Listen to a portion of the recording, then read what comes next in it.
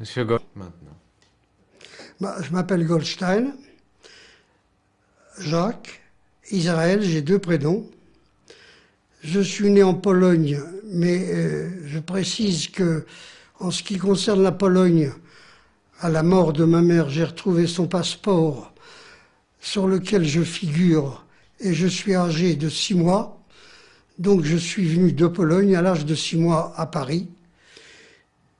En dehors de ça, j'ai tout ce que j'ai appris, ce que je sais, la langue que je parle, mes habitudes, tout est français, puisqu'aussi bien, à partir de 6 mois, ça a été l'école maternelle, ça a été la grande école, ce qu'on appelait la grande école à l'époque, ça a été le certificat d'études.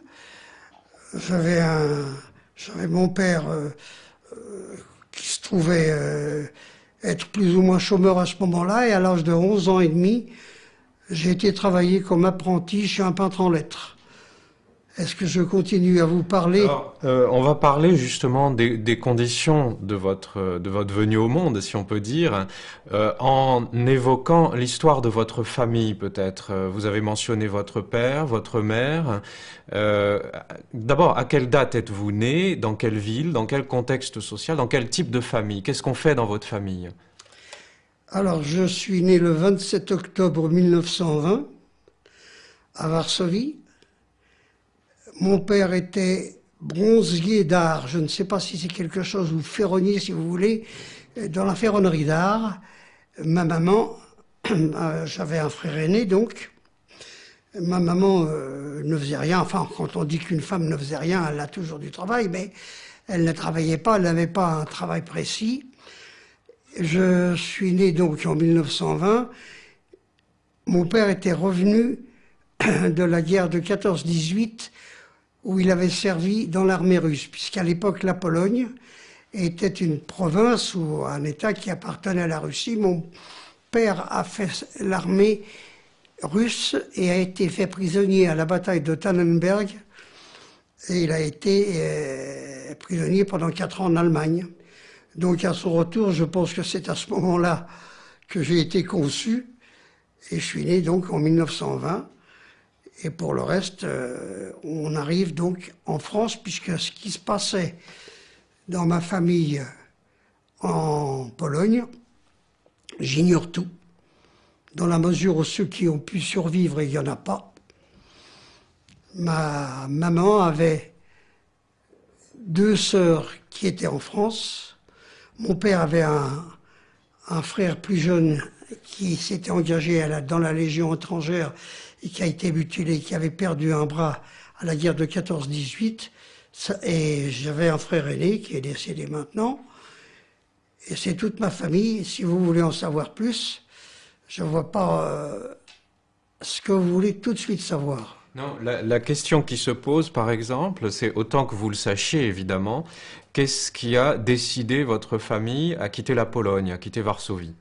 Eh bien, ah oui, alors là, je peux quand même vous raconter une histoire. J'ai appris par mes parents qui me l'ont raconté à l'époque, lorsqu'ils se sont mariés, je crois qu'ils se sont mariés en 1912. Ma mère avait une petite dot, ils avaient pris une librairie papeterie à côté d'un lycée à Varsovie. Et il y a eu une campagne antisémite contre les Juifs comme d'habitude, et leur affaire était tombée dans le lac puisque personne n'achetait plus, les étudiants ou les lycéens ne devaient plus acheter chez les Juifs.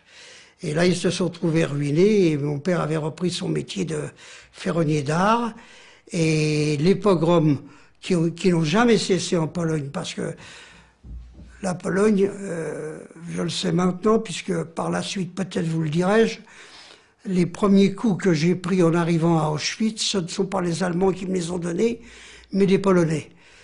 Les Polonais étaient considérés par les Allemands comme peu de choses, mais nous étions encore moins que les Polonais pour eux. Donc il y avait une période de pogrom.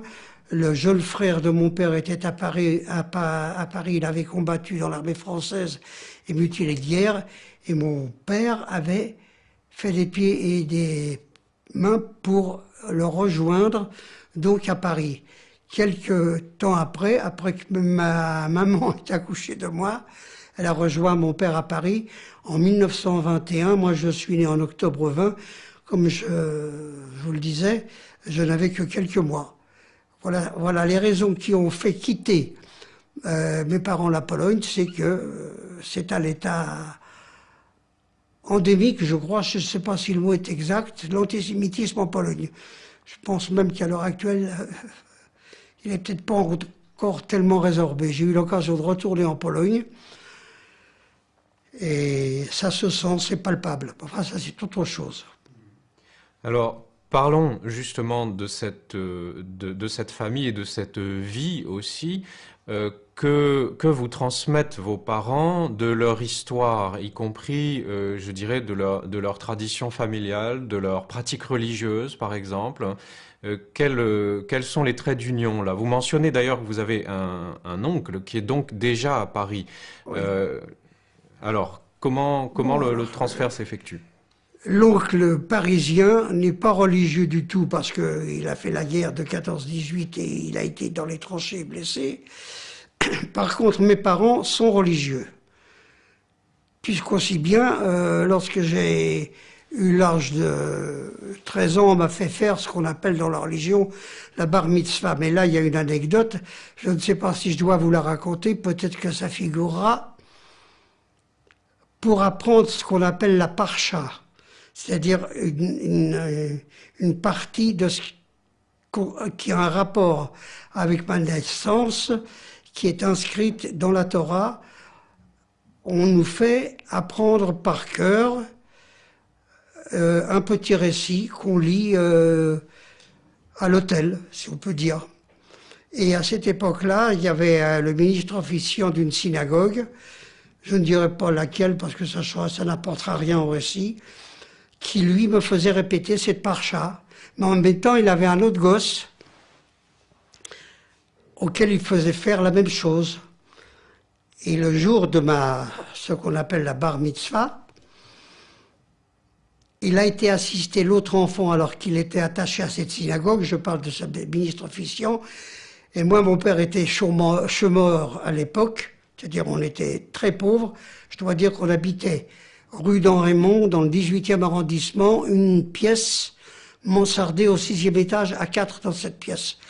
Donc j'ai été très très choqué par le fait que cet homme qui aurait dû m'assister m'avait laissé pour aller voir un gosse plus riche. Moi j'avais été assisté par un petit vieux, j'avais donc fait ce que j'avais à faire. Mais quand au lendemain de cette bar mitzvah, la tradition veut qu'on mette des phylactères, je ne sais pas si vous voyez ce que c'est, j'ai refusé. J'ai refusé à cette époque-là, à ce moment-là, j'ai commencé à être extrêmement fâché avec la religion. Mes parents ma maman surtout, était restée très religieuse. Mon père l'était moins, puisqu'il a travaillé chez Renault, il a travaillé dans des usines où on fabriquait des vêtements, il a fait des tas de choses ici à Paris. Donc avec tous les gens qu'il fréquentait, il était moins religieux. Mais ma mère était religieuse, et puis en vieillissant, ça s'est un peu tassé aussi. Surtout après la guerre, la dernière. Oui. Alors, dites-nous ce moment. Vous êtes donc un jeune garçon hein, d'une 12-13 ans, et vous dites que à ce moment, il y a une sorte de rupture qui s'effectue en vous. À quoi est-elle due et pourquoi? Autant que vous vous en souveniez. Avec la religion, vous voulez dire? Oui, eh bien, je pense vous l'avoir dit, de n'avoir pas été assisté par le ministre officiant de cette synagogue qui devait m'assister, d'avoir été lâché parce que j'étais un enfant de pauvre, j'ai refusé, mon père ayant insisté pour que je mette les phylactères, j'ai jamais voulu les mettre et je l'étais jamais mis. Et depuis cette époque-là, le côté religieux, j'ai eu des doutes sur tout. Ça s'est confirmé par la suite avec ce qui m'est arrivé, avec Auschwitz et différentes autres choses. Mais à partir de ce moment-là, la religion, pour moi, ça n'existait pas. Évidemment, chez mes parents, ma mère s'arrangeait pour nous faire manger quand même de la viande qu'elle allait acheter du côté de la rue Marcadet dans le 18e parce qu'il y avait un boucher qui faisait cachère. Bon, elle essayait de ne pas mélanger, comme il est dit dans la Bible, la chair de l'agneau avec le lait de la brebis, c'est-à-dire il n'y avait pas un bout de beurre sur un beefsteak, ça n'existait pas. Enfin bon, elle pratiquait quand même et on mangeait ce qu'il y avait. On mangeait forcément cachère, mais par la suite, quand j'ai commencé tout de suite à travailler comme apprenti à droite et à gauche, ça a été fini. Quant aux fêtes religieuses, lesquelles étaient... Alors si, il restait la tradition, il restait d'aller à la synagogue, si vous voulez, pour les fêtes de fin d'année, qu'on appelle Rosh Hashanah, et le jour du Grand Pardon, Yom Kippour. Ça, c'est plutôt traditionnel. Mes parents y allaient. Mes parents savaient très bien lire dans les bouquins les prières, ils connaissaient tout, vraiment. Bon, nous, comme les mômes, on y allait, mais enfin, on courait plutôt, puisque il y avait une grande communauté juive dans le 18e arrondissement, à telle enseigne qu'on louait une ou deux salles de cinéma en dehors des synagogues existantes pour que les fidèles puissent pratiquer la religion dans ces salles de cinéma. Il y en avait une rue Ordinaire, c'est pour bien vous situer, il y en avait une boulevard Ornano. Ça reste des souvenirs de gosse, mais très très précis. C'était là qu'on jouait. Et il y avait d'autres petites synagogues, une du consistoire rue Saint-Isore, une rue de Deauville, une autre rue Duc. Ça, je me rappelle de tout ça parce que, bon, les gosses, on allait à droite et à gauche dans toutes ces synagogues. Voilà. Donc on se connaissait, les familles se connaissaient, il y avait des oui, amis. Oui, parce qu'il existait, alors, si vous voulez vraiment savoir beaucoup d'autres choses, il existait des sociétés qui existent encore, des sociétés de secours mutuel. Ça consistait à acheter un bout de terrain et le faire bénir par un rabbin pour les enterrements. Pour qu'il y ait un carré juif, vous en avez à Bagneux, vous en avez à Pantin. Je crois qu'il y en a dans d'autres cimetières, il y a des carrés réservés et il y avait des sociétés de secours mutuels où on se regroupait, où il y avait des réunions, où il y avait parfois des balles. On ne pensait pas qu'à s'enterrer, c'était parfois assez joyeux. Malheureusement, après cette guerre, ça existe, la société existe encore. Mes parents, mon oncle, tout le monde en faisait partie. Mais tout ça, ça a disparu, il n'y a pratiquement plus personne, puisque cette communauté a été vraiment, vraiment détruite. Dans le 18e arrondissement, ça a été épouvantable. Une autre question au sujet de l'intimité de votre famille. Quelle langue parle-t-on à la maison dans votre famille, monsieur Goldstein? Eh bien, à la maison, on parle le yiddish. Mes parents ne parlent pas le polonais. On parle le yiddish, qui m'a servi d'ailleurs après, parce que je le parle, le yiddish, je le comprends, et ça m'a beaucoup servi par la suite dans le camp d'extermination. Il ne faut pas dire camp de concentration, il faut dire camp d'extermination d'Auschwitz, parce que il y avait une expression qui s'appelait le Deutschlager, c'est-à-dire l'allemand du camp, qui était un allemand, en comprenant le yiddish, on s'en sortait bien. Peut-être que tout à l'heure je vous raconterai une anecdote concernant un camarade que j'ai pu aider, qui était un juif algérien, et qui ne comprenait évidemment pas quand on appelait son numéro, parce qu'on appelait qu'en allemand, et qui prenait des coups parce qu'il n'allait pas chercher son pain ni sa soupe, parce qu'il ne connaissait pas, et qui avait vu que, évidemment, moi je comprenais, et il se mettait à côté de moi, et quand on appelait son numéro, je lui donnais un coup de coude, mais avant qu'il se mette à côté de moi sur la place d'appel avant la soupe, cet homme-là a été battu, mais d'une façon épouvantable, et on ne lui donnait pas sa ration, parce qu'il n'avait pas répondu à son numéro. C'était épouvantable. Il y avait des juifs d'origine nord-africaine, il n'y en avait pas tellement, mais il y en avait. Il y avait des juifs d'origine... Mais ça y est, je suis dans le camp maintenant. Oui. Je suis plus dans... On va y venir, justement. Oui, non, c'était à cause du yiddish. Le yiddish qui me permettait, si vous voulez, dans le camp de survivre. Encore un mot à ce sujet.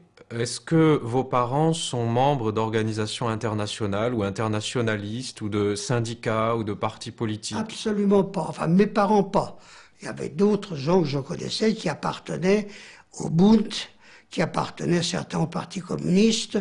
Enfin, si vous voulez, sur le plan de l'opinion, puisque c'était des travailleurs, ainsi que mon oncle, le frère de mon père, bon, ben, je me souviens avoir été traîné à la fête de l'UMA à Garches.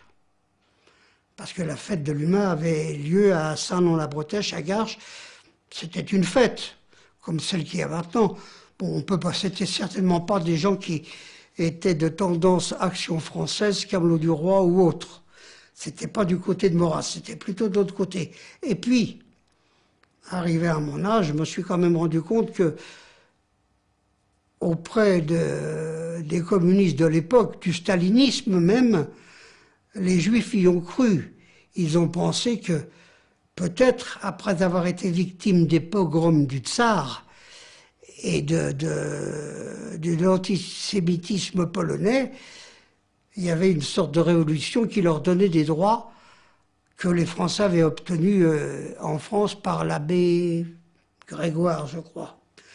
Qu'ils étaient des citoyens comme les autres. Alors, leurs pensées étaient plutôt des pensées de gauche. Dans votre enfance parisienne, Monsieur Goldstein, est-ce que vous avez justement des souvenirs de vos relations avec la population française, avec les écoliers français? Vous mentionnez l'antisémitisme en Pologne, est-ce que vous faites des expériences similaires en France? Je fais aucune expérience en France jusqu'au moment où, arrivé en 1934, à l'âge de 14 ans, il y a différents... Je commence à m'intéresser un peu à des tas de choses. Il y a février 34, la fameuse manifestation de la droite avec... Et là, je travaillais déjà. Je travaillais dans une édition de musique, peut-être que je vous le dirai après. Et j'ai vu passer les gardes mobiles, les gardes républicains à cheval. J'ai vu les blessés, transporter des blessés. Il y a eu surtout la contre-manifestation je crois, si mes souvenirs sont exacts, du 9 février, place de la République, où il y a eu des morts aussi. Alors ça, j'ai 14 ans, je lis les journaux, j'ai des petits copains qui s'intéressent, qui font des aînés qui font de la politique, et là, c'est très net. Là, je m'intéresse vraiment au mouvement qui existe à cette époque-là. Vous mentionnez le 6 février 34. 1933, hein, c'est le fameux épisode de la Bar Mitzvah. Oui. Est-ce qu'il y a des liens entre ces périodes et l'histoire de l'Allemagne nazie? Est-ce que vous recevez cette... Oui, parce que... Oh, c'est curieux ça. Je travaille en 1933 dans une édition de musique qui s'appelait l'édition Coda.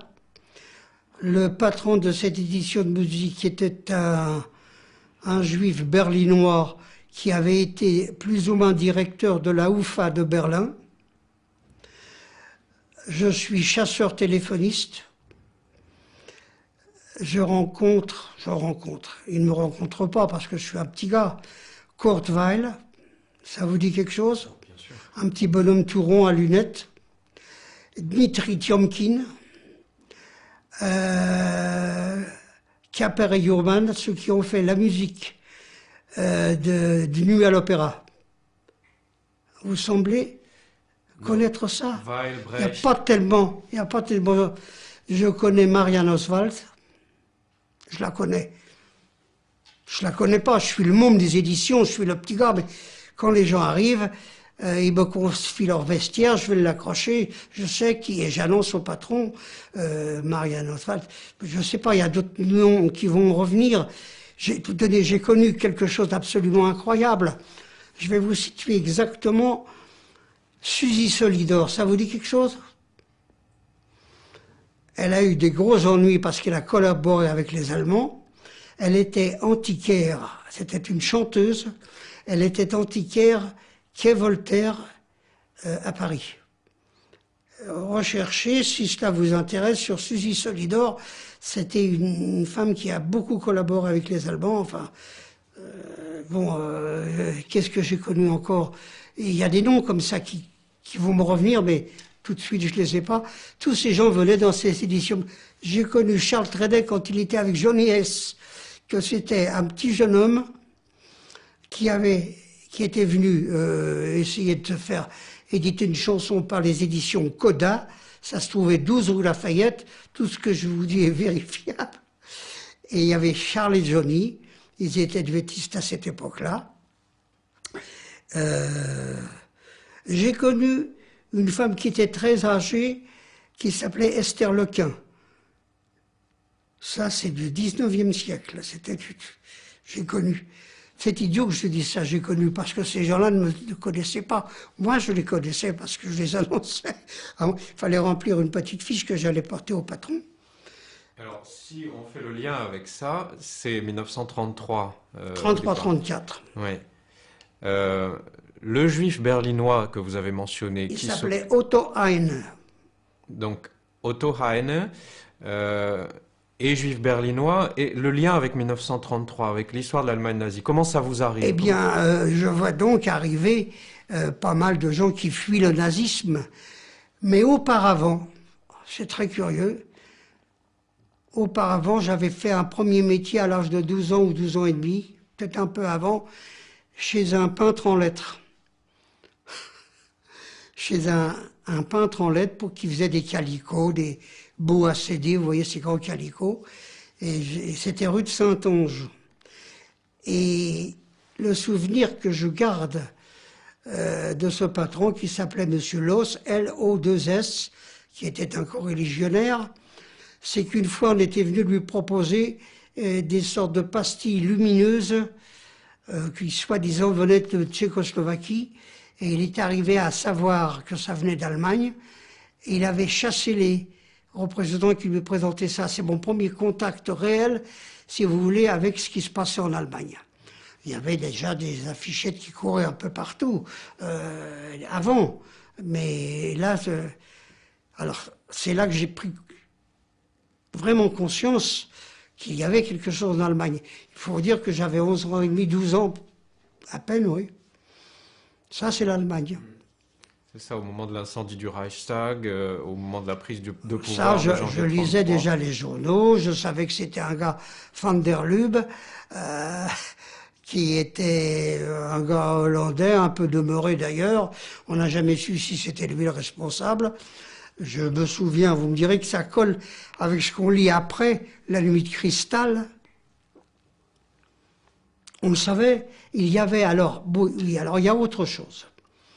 Il y avait des descentes de Camelot du Roi, de volontaires nationaux, de jeunesse patriote, souvent rue des Rosiers, à ces époques-là.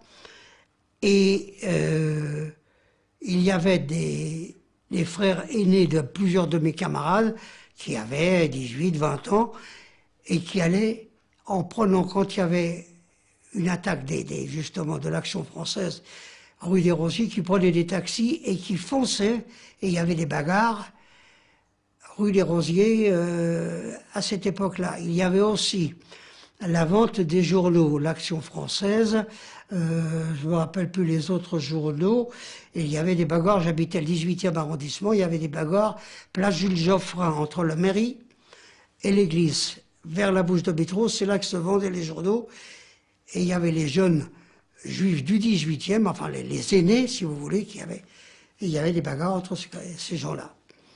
C'est-à-dire les militants d'extrême droite ou fascistes? L'extrême droite, il y avait l'Action française, les jeunes patriotes, les volontaires nationaux, il y avait les gens de Bucard, il y avait, enfin c'est tout ce dont je me rappelle, et ils venaient vendre leurs journaux et ça faisait des bagarres, parce que les autres vendaient soit le Bonne Lutte, soit le Populaire, soit, je ne me rappelle plus les autres journaux, enfin voilà. Alors on s'arrachait les journaux, on se battait, enfin pas moi, j'étais bien jeune encore, mais enfin, ça m'est arrivé d'être mêlé dans certaines échauffourées, parfois. Vous mentionnez 1938, donc le 9 novembre, la nuit de Cristal. À cette époque, est-ce que vous pensez que votre destin puisse avoir partie liée à ce qui se joue en Europe à ce moment-là? Est-ce que vous avez une notion, une idée de votre sort avec la montée de l'extrême droite en France également, en Italie, en Allemagne, en Espagne? Est-ce qu'il y a une organisation de votre conscience par rapport à tout ça et par rapport au réseau social dans lequel vous Avant d'arriver à 1938, on pourrait parler de la guerre d'Espagne. Alors, boulevard des Capucines, il y avait un grand magasin qui exposait des tas de photos sur la guerre d'Espagne. On suivait ça très sérieusement. Il y avait aussi au cinéma, dans les actualités, je ne sais pas si c'était Pâté Journal ou Éclair Jour, peu importe, on voyait la guerre d'Espagne. Et évidemment, il y a eu en 1936 le gouvernement Blum, le Front populaire. À cette époque-là, la maison d'édition de musique a fait faillite et je travaille comme grouillot à la Bourse de Paris. J'ai 16 ans, je travaille chez Bohr Frères, dont l'un des frères a été déporté avec sa femme. C'était mon patron, j'ai su qu'il était passé dans le camp avant moi et n'avait pas tenu longtemps. Sa femme et ses 3 enfants ont été immédiatement gazés et brûlés. Il y a une plaque commémorative dans la synagogue de la rue Copernic qui mentionne son nom et en mémoire de sa femme. Donc à cette époque-là, je travaillais à la bourse. Il y a la dévaluation. Un grouillot, c'est un petit gars qui court de l'intérieur de la bourse pour porter les ordres d'achat ou de vente aux coulissiers qui travaillaient sur les marches de la bourse. Les agents de change étant à l'intérieur, c'était le travail que j'avais quand j'avais 16 ans. Et donc, alors là, à la bourse, il y avait de tout. Il y avait les pour, il y avait les contre, il y avait la guerre d'Espagne, il y avait la dévaluation, il y avait le Front populaire, il y avait l'occupation des usines. Tout ça, je l'ai vécu. Il y avait les quêtes, il y avait les usines qui étaient fermées, il y avait des balles populaires, les gens qui dansaient derrière les portes fermées des usines. J'ai connu ça, mais enfin, j'ai 16 ans. Hein. 16 ans, alors si vous voulez arriver à 38, eh ben là c'est plus grave pour moi, parce que je suis amoureux. Je suis amoureux à telle enseigne que je me suis marié en 39, à 19 ans. Alors, si vous voulez, les événements extérieurs, ils existaient. Enfin, j'étais amoureux, j'avais des circonstances atténuantes. Donc, si vous voulez, je courais plus volontiers au rendez-vous que j'avais avec ma femme, enfin celle qui allait devenir ma femme, mais néanmoins, je lisais quand même les journaux, je lisais des bouquins. Je me souviens avoir lu un bouquin qui m'avait complètement assommé. C'est le bouquin de Louis-Ferdinand Céline, je ne sais pas si on en trouve encore, Bagatelle pour un massacre. Vous l'avez lu? Non? Bien sûr. Son voyage au bout de la nuit Étudié. était formidable, on peut encore en parler, et Bagatelle pour un massacre, et l'école des cadavres. Et j'avais 15-16 ans, j'avais un bon copain qui lui militait dans un mouvement anarchiste, un très bon copain, je ne sais pas ce qu'il est devenu. Sa femme qui était juive a été déportée, j'ai retrouvé la trace de son transport. Tout ce que je vous là et tout ce que je vous dis là, c'est beaucoup, hein. C'est vérifiable. J'ai tous les documents. Non mais, disons, ce que je veux dire, monsieur, c'est, je suis pas un mythomane, j'invente pas. C'est énorme. Parce que entre tout ce que je viens de vous raconter, il y a encore des tas de choses au milieu. Il y a, je faisais partie de la Fédération sportive et gymnique du travail, parce que c'était la moins chère. Je suis pas grand, mais je faisais quand même du basket. On allait jouer à la Courneuve, il y avait le parc des sports de la Courneuve. J'étais un môme. Il y a des tas de choses qui interviennent comme ça, c'est des flashs d'un seul coup, et en vous racontant tout ça, je revois des tas de choses. Alors 38, oui, 38, ah oui, si, il y a quelque chose, la guerre se prépare, il y a des bruits de guerre, il y a Munich, c'était bien 38. Et je revois le retour du taureau du Vaucluse, c'est-à-dire d'Aladier, Chamberlain. On dansait le Lambeth-Walk. Ça vous dit quelque chose aussi, ça? Dites-moi. Non. Dites-moi. On dansait le horsé, parce qu'on allait danser. Et il y avait aussi, enfin, lui quoi, l'homme au parapluie.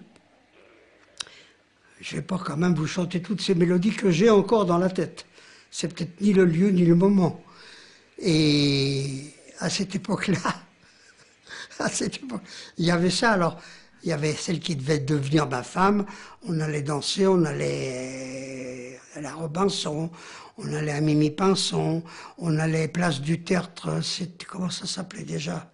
À la Crémaillère. On allait à... Enfin, enfin, quand on avait de l'argent, parce que de l'argent, on n'en avait pas beaucoup. Et les rendez-vous de la bande de copains, dont beaucoup sont morts maintenant, c'était au square Clignancourt. Tout ça, pour vous situer, c'était Montmartre, avec une grande communauté juive, qui a été carrément éliminée. Enfin, je vous raconterai après d'autres choses qui se sont passées dans l'immeuble où j'habitais avec mon oncle et mes parents, nous au 6e dans la chambre mansardée, mon oncle qui avait un peu plus de moyens au 2e étage, et on est venu un jour rafler la police française et allemande à monsieur Zussmann, qui habitait au 3e. Lui, sa femme, on l'a emmené. Mon père, ma mère, mon oncle, ma tante, mon cousin, on les a pas touchés. Ils ont porté l'étoile. Ils ont passé toute la guerre. Ils étaient français, naturalisés, c'est vrai, mais français. Est-ce parce que mon oncle était mutilé de guerre? Est-ce que mon père en avait bénéficié? Et on ne les a pas touchés. Mon frère aîné, c'est la même chose. Il avait commencé la guerre au 30e bataillon de chasseurs à pied à Bitche, ensuite à Saint-Nicolas-de-Port. Il s'était retrouvé à Limoges avec tout son régiment. Il avait été décoré de je ne sais plus trop quoi. Il y a eu des rafles, il y a eu des ramassages énormes. Et ceux-là, on ne les a pas touchés. Par contre, il y a des tas de gens qui ont été raflés dans le 18e. Alors, 1939, vous vous mariez. Hein, à quelle date vous mariez-vous en 1939? Avant ça, de grouillot que j'étais à la Bourse de Paris, je suis devenu teneur de carnet à la Criée. Les gars avaient été mobilisés en septembre et ont bombardé. Donc j'avais 18 ans et demi, je suis devenu teneur de carnet. Et puis, à mon âge, je peux quand même le dire, nous nous marions le 5 octobre 1939 parce qu'il y avait un bébé de commandé. Donc, moi, on m'appelle pour le conseil de révision, ni trop grand ni trop fort, je suis quand même bon, service armé. La mère de ma femme et sa petite sœur, on évacuait les femmes de Paris, elles se retrouvent en Bretagne. Le bébé est né à Fontainebleau, le bébé que nous attendions. Et moi, je reçois l'ordre à la gendarmerie avec un cousin, c'est-à-dire le fils du frère à mon père, le mutilé. On reçoit l'ordre avec un camarade de nous rendre à la gendarmerie pour partir devant les Allemands qui avancent. Les Allemands sont déjà à quelques kilomètres de Paris. Et de gendarmerie, d'aller de toutes les gendarmeries que nous allons trouver sur notre passage, on part en vélo. Et de Paris, je me suis trouvé à côté de La Rochelle, à Châtelaillon. J'ai pas pu aller plus loin, les Allemands étaient déjà là. Donc, retour sur Paris. Alors, je suis donc père de famille, j'habite rue du Mont-Cenis, je fais 36 boulots, 36 misères. Entre-temps, la mère de ma femme meurt. Enfin, là, j'étais plus là. Alors, est-ce que je dois vous raconter ce que je fais en 41? Racontez-moi, en effet, la période de la guerre, hein, les souvenirs que vous avez. Vous êtes démobilisé, donc, à la fin de la drôle de guerre. Hein. Même pas. Même pas. Même pas, puisque je suis mobilisé. C'est-à-dire, je suis bon service armé, mais je n'ai aucune pièce. Et puis, je me retrouve à Paris. Alors, c'est le moment où, en octobre 40, il y a la loi Pétain, c'est la loi raciale de Pétain. Quelques temps après, c'est en octobre 40, ça. Quelques temps après, il y a l'obligation de faire mettre sur les cartes d'identité le tampon juif. Il fallait que les juifs se rendent au commissariat et se fassent mettre un tampon. Alors bon, ça semblait quelque chose de légal. C'était pas drôle, mais il y a des gens qui ont été. Mais enfin, j'ai été avec ma femme et on était tombés. Et puis ça me plaisait pas. Je vais voir mon ex-patron, qui était président de l'UGIF, l'Union Générale des Juifs de France, Monsieur André Bord, qui malheureusement, je vous l'ai déjà dit ça, a tenu 3 semaines à Bounamanovic et ses enfants ont été gazés et brûlés tout de suite. Et je lui dis, écoutez, ça va pas, vous n'avez pas une copine, parce que la France, à ce moment-là, est partagée en deux. Il y a la zone occupée, il y a la zone libre. Il me dit, si, tu vas aller à Montrichard, tu iras chez Madame Paulette, une modiste, elle te fera passer la ligne. Avec un cousin de ma femme, nous nous embarquons, on arrive à Montrichard. Cette dame, elle est fermée, elle a été embarquée, elle a été dénoncée, et nous voilà tous les deux. Dans Montrichard, il y a le Cher qui est là, qui a débordé, c'est l'hiver 41. Un cheminot qui était là nous voit complètement désemparés. Qu'est-ce que vous voulez, les gars? Bah, bon, j'ai 2 vélos ici, vous allez prendre les vélos. Ça aussi, c'est de l'histoire. Vous allez prendre les vélos, et quand je vais rouler pour passer le pont devant la sentinelle allemande, on se parlera. Et c'est comme ça que ça s'est passé. On est passé en parlant à haute voix devant l'Allemand, qui ne nous a pas arrêtés. On s'est trouvé de l'autre côté du pont. Et il y avait encore un champ inondé à traverser pour se trouver du côté français. Là, nous sommes rentrés avec son cousin dans l'eau, c'était en plein hiver. On était gelés, on est arrivé dans une ferme où il y avait d'autres, des prisonniers évadés, des gens qui avaient, des soldats. Et on s'est séché, on a pu dormir un peu là. Et je suis parti pour Lyon, où ma femme avait une sœur qui était mariée à un petit industriel lyonnais. Et je suis arrivé à Lyon, j'ai trouvé tout de suite de quoi me loger très mal. Mais enfin, loger, une chambre où il y avait des rats, où il y avait pas le tout à l'égout, il y avait encore passez-moi l'expression, les pampes qui venaient ramasser les excréments. C'était affreux, de monter de la Grande Côte à Lyon. C'est une très vieille ville. Enfin, mais j'ai trouvé du travail. Et au mois de mars, j'avais 21 ans, j'ai voulu voir ma femme. Et j'ai pris le risque de prendre un passeur et de repasser la ligne pour aller chercher ma femme et le bébé. Mon beau-père était là, et ma belle-mère était morte entre-temps. Et mon beau-père nous a accompagnés à la gare, avec j'avais le bébé dans les bras. Mon beau-père, je ne l'ai jamais revu. En essayant, lui, après de passer la ligne, il a été pris et déporté. Et nous avons passé la ligne avec le bébé dans les bras qui s'est mis à hurler au passage d'une patrouille allemande. Et là, on est passé à côté de Montceau-les-Bains, ça s'appelait... Je ne me rappelle plus le nom, je le connais, je l'ai sur Boulogne, il ne vient pas. On a passé la ligne, la gosse hurlait. Les gens, on était plusieurs à passer, l'ont bourré de chocolat, de ce qu'ils avaient de bonbons, il n'y avait rien à faire. Ma femme me dit que la gamine devait faire ses dents. On n'arrête pas un enfant qui a envie d'hurler. On est passé, je suis là pour vous en parler, c'est donc qu'on est passé.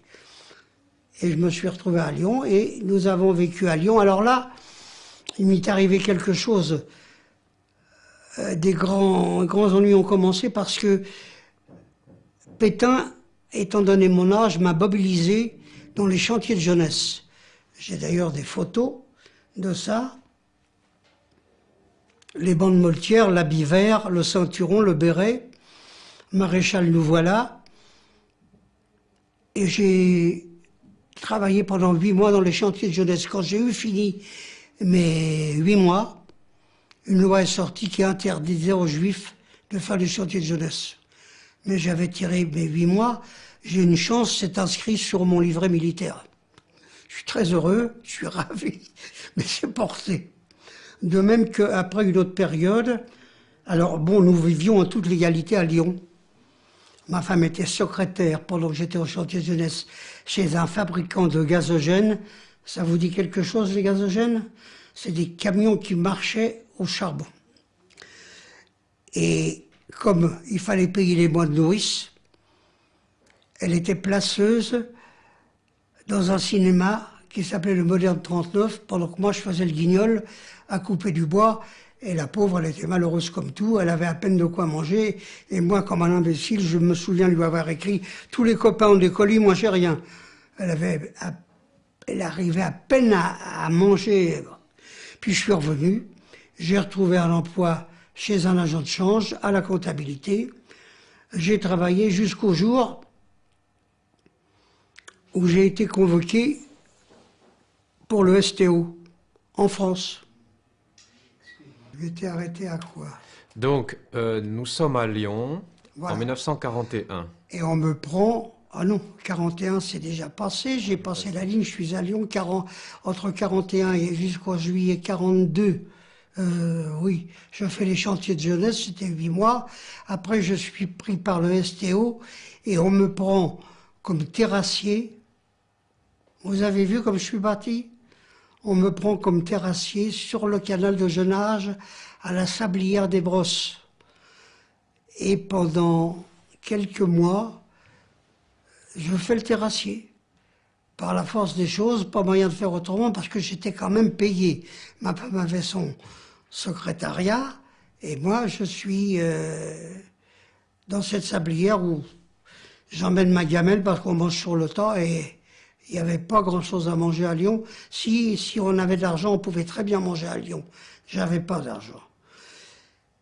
Et puis un jour, alors là commence vraiment... il y a d'autres flashs, mais je pense que ça serait peut-être trop long. Un jour, le journal Le Progrès, qui existe encore à Lyon, il y a une note qui précise que les Juifs de 18 à 35 ans doivent se présenter à Saint-Jean. Si vous connaissez Lyon, Saint-Jean se trouve de l'autre côté de la Saône. Il y a le Rhône et la Saône. De l'autre côté de la Saône, c'est le palais de justice ou la préfecture, je ne me rappelle plus ce que c'est. Ils doivent se présenter pour vérification. Je vivais légalement. N'oubliez pas que nous avions un bébé qui était de garde chez une dame à Villefranche-sur-Saône, à 32 km de Lyon. Étant des vérifications, on en avait déjà eu, des contrôles. Je rentre et je ne ressors plus. Ils avaient fermé les grilles sur les gars qui s'étaient présentés. À travers ces grilles, je vois arriver des gens que je connaissais, je leur fais signe de s'en aller, mais moi je suis pris. On voit arriver des autocars et on nous embarque là-dedans. J'ai le temps de jeter un tout petit papier par un des vasistas, un des carreaux de l'autocar, en disant à ma femme, je suis parti en autocar, je ne sais pas où je vais, ou si je savais déjà que c'était au fort du Paillet, c'est un fort qui est à environ entre 10 ou 15 kilomètres de Lyon. Et là, on arrive dans ce fort, il n'y a que des bas-flancs, il n'y a pas de couverture, il n'y a rien à manger. On est raflé toute une bande de gars comme ça. C'était pour quoi faire. On passait devant une commission franco-allemande pour être envoyé aider à la construction du mur de l'Atlantique, comme ouvrier. Bon, c'est comme ça. Ma femme, pendant ce temps-là, mais je pense qu'elle aura peut-être l'occasion de vous le dire, m'a rejoint ce fort en vélo alors qu'elle ne sait pas faire du vélo. Elle m'amène un litre de rouge parce qu'on avait quand même droit à visite dans la cour. Moi qui ne bois pas, elle m'amène un paquet de tabac, ça allait, mais je pouvais pas, avait pas de papier à cigarette. Enfin, c'est anecdotique. Et je passe devant la commission franco-allemande. Alors il faut vous dire que ça, c'était en juin 1943. Il y avait déjà, je crois, eu Stalingrad. Oui. Il y avait déjà eu plus ou moins le débarquement en Sicile. Ils étaient plus ou moins mal en point. Bon. Et je me présente devant la commission à poil. Je suis pas très grand, je suis pas très épais. J'étais sous-alimenté, je faisais le terrassier pendant des mois. Ça leur a pas plu à ces messieurs, les Allemands. Et les Français, la commission était mixte. Libéré, on me prend pas. Pendant ce temps, avant de ressortir, j'avais fait connaissance, comme tous les malheureux qui étaient plus ou moins là-dedans, d'un monsieur dont vraiment j'ai oublié le nom. Ça, j'ai oublié le nom de ce gars-là. Et nous bavardons, il me dit, c'est trop bête de se faire arrêter comme ça. Ben, j'ai dit oui. Ben, il dit, si par hasard tu sors, tu vas rue de la Charité à Lyon, au chocolat voisin, ils te font des faux papiers et tu prends le maquis. Et c'est ce qui s'est passé. Je suis sorti, j'étais rue de la Charité, dans l'arrière-boutique. Ils m'ont fait des faux papiers, ils m'ont pris des photos, ils m'ont dit faut prendre des godasses de montagne.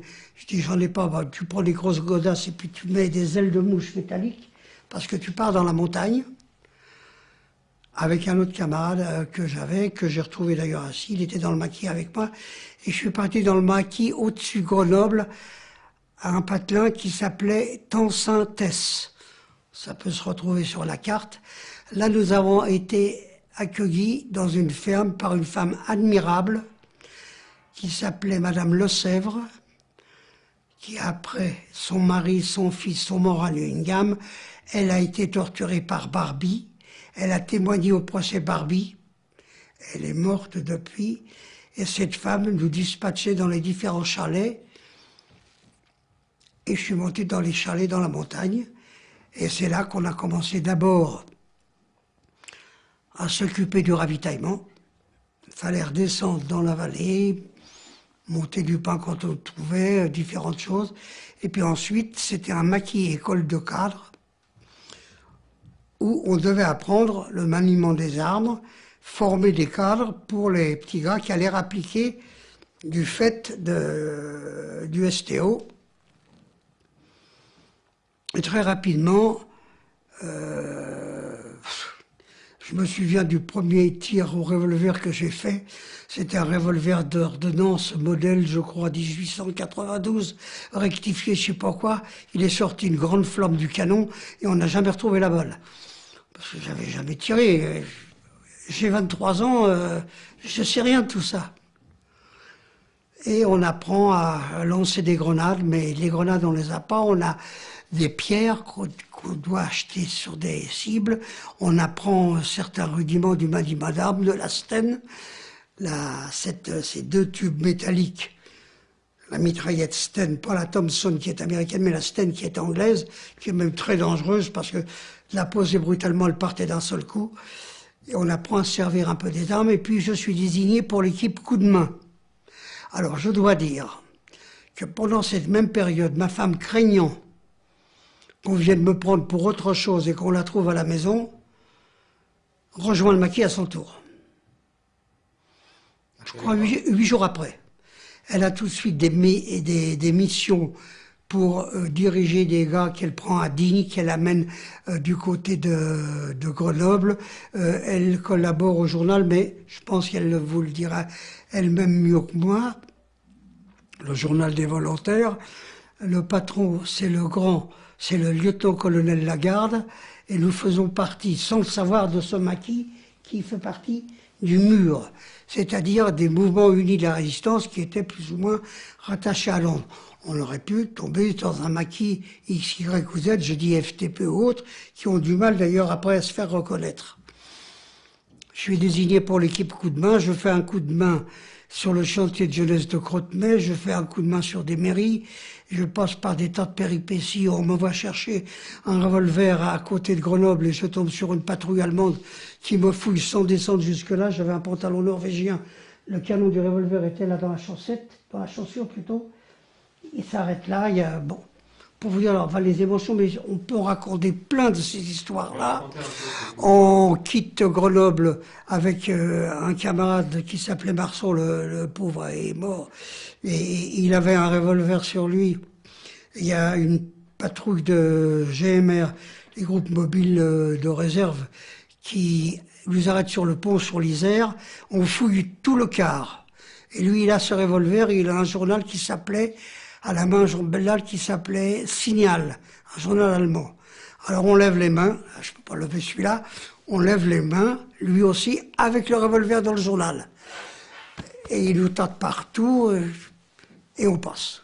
Ça fait partie de ces stress, maintenant le mot est à la mode, que j'ai pu avoir, j'en ai eu d'autres après. Et puis, je fais différentes missions qu'on m'indique. Et ma femme et moi, elle fait des transports d'armes, enfin, bon, on est ensemble, et on reçoit l'ordre de nous rendre à Paris, où il y a un point de chute, rue du Vivier. L'hôtel s'appelle, je ne me rappelle plus le nom, mais enfin, il peut se retrouver, je trouve que c'est moderne. Rue du Vivier, c'est un hôtel qui se trouve vers les Invalides, vers l'école militaire plus exactement. Et là, au téléphone d'abord. On était dans un restaurant au téléphone, on dit « Oui, mademoiselle Pulcinelli », c'est la personne qu'on devait rencontrer, « s'est cassé un bras, vous pouvez venir la voir, elle serait contente ». Je sens le piège, je sens quelque chose. Et ma femme me dit, ou c'est moi qui le dis à ma femme, « Et si c'était vrai, il faut l'aider cette fille ». Et on y va. Et ma femme, la première dans l'hôtel, elle ne ressort pas. Et moi, je marche de long en large devant l'hôtel, jusqu'au moment où deux gars sortent. Il y en a un qui me met un revolver sur le ventre et qui me dit en bon français, par ici, police allemande. Et on était tombé dans une souricière, on a été arrêtés, 12 ou 15 du même réseau. Emmenés rue des Saussets, on nous met en bas de ce qu'on a appelé, que tous les gars qui sont passés par là ont appelé la salle de la paille. On nous monte après dans les étages, dans un bureau, qui servait de cellule, et il me laisse avec ma femme dans cette cellule. Bon, je ne vais pas faire du film américain, mais je ne sais pas pourquoi je dis on va parler doucement et on arrange notre interrogatoire parce qu'on sait qu'on va être interrogé. Et on dit, on va leur dire qu'on est juif, qu'on ne connaît pas le réseau, ils nous ont fait des faux papiers, c'est tout ce qu'on sait. Et on s'en est tenu là. Le soir même, on nous emmène dans le panier à salade. Vous savez ce que c'est qu'un panier à salade? Chacun dans une armoire, on nous emmène à Fresnes. Moi, je me trouve donc je me trouve d'abord dans la salle du bas, dans une cellule seule. Ma femme, je la vois plus. On rentre les lacets, la ceinture, enfin le classique. Le lendemain, on me met dans une cellule où il y a déjà 3 gars. Ma femme, je la vois plus. Et on passe comme ça, 2 interrogatoires avec des gars qu'on vient appeler. Est-ce que on les fusille pas, on ne le sait pas. Jusqu'au jour où on m'appelle moi. Et je descends à l'écrou, en bas. Ils me rendent ma ceinture, ils m'avaient pris mon alliance, je crois, le peu d'argent que j'avais sur moi, mes lacets, enfin. Et j'entends des femmes, et je reconnais la voix de ma femme, et je lui parle, elle me dit « Oui, c'est moi ». Et un autobus arrive qui nous emmène à Drancy.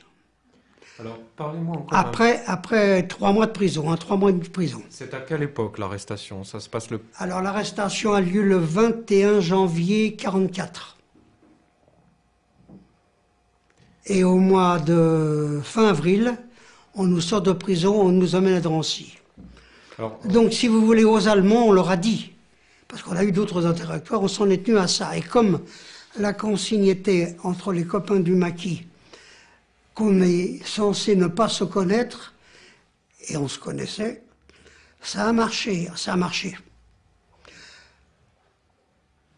Si vous voulez, si j'avais été reconnu comme juif et terroriste, je serais probablement pas là en train de vous parler. Mais comme petit juif qui s'était juste planqué, qui avait juste des faux papiers, dans le doute, ils nous ont gardés, je vous le dis, 3 mois et demi en prison. Et on nous a amenés à Drancy. Mais comme supposé dangereux, nous sommes arrivés à Drancy à 1h de l'après-midi. On nous a indiqué un escalier, c'était la mode. On a dormi là-bas, le lendemain on était déportés. Si vous voulez, Drancy, les gens restaient 8 jours, 15 jours, 3 semaines. Nous, les dangereux, on était inscrits pour un départ. Ils savaient où ils les envoyaient, eux, les Allemands. Et alors, c'est le départ. C'est le départ. Alors là, j'ai retrouvé ma femme. Alors, avant ça, j'aimerais qu'on précise quelques petits détails au sujet de votre arrestation et des conditions de votre détention à cette époque-là. Vous êtes arresté par qui? Est-ce que vous avez une idée de leur nationalité déjà? Ils vous parlent en français? C'est-à-dire que c'est deux bons Français qui nous font rentrer à l'intérieur de l'hôtel où il y a des Allemands, la Gestapo. Mais ces deux Français... par ici, police allemande, ils m'ont dit t'es fait ou un truc dans ce goût-là. Enfin, vraiment français. Enfin, vous savez, l'accent allemand, je l'aurais reconnu. Ma femme pourra aussi en témoigner. On a affaire à des Français qui nous déposent donc au siège de la Gestapo, au ministère de l'Intérieur, rue des Saussets. C'est la rue qui est à côté de la grande grille du ministère de l'Intérieur. Quand vous parlez d'interrogatoire, hein, oui. Que vous subissez donc à Fresnes, oui. si j'ai bien compris, comment se déroulent ces interrogatoires? Par qui sont-ils faits? Qu'est-ce qu'on vous demande? Les Allemands, eh bien toujours la même question, la résistance, tu connais un tel, tu connais un tel, tu connais un tel. En rentrant dans le bureau, il y avait un gars qui, les gardes m'ont amené, a pris son revolver, il l'a armé, il l'a posé sur son bureau, il a pris sa cravache et il m'a dit... Tiens, avec le bon accent, monsieur, si vous ne dites pas la vérité. Et il a donné un coup de sa cravache sur le bureau. Et il y a eu la suite. Alors la suite, j'aime autant pas détailler, c'était pas drôle, c'était moche. Mais on s'en est tenu à ça. Et comme il a interrogé ma femme après, et qu'elle a dit la même chose, et que les gars ne nous ont pas reconnus, disons, c'est notre chance d'avoir été juifs, étant entre les mains des Allemands. C'est en quelque sorte, d'ailleurs j'avais pensé un jour écrire un bouquin pour raconter ça, en disant ce qui m'a sauvé c'est d'être juif.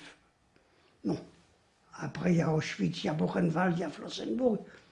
Mais ce moment précis, je pense, parce que j'imagine, ils n'ont pas été plus loin. Il faut dire que c'était en 1944, ça allait déjà très mal pour eux.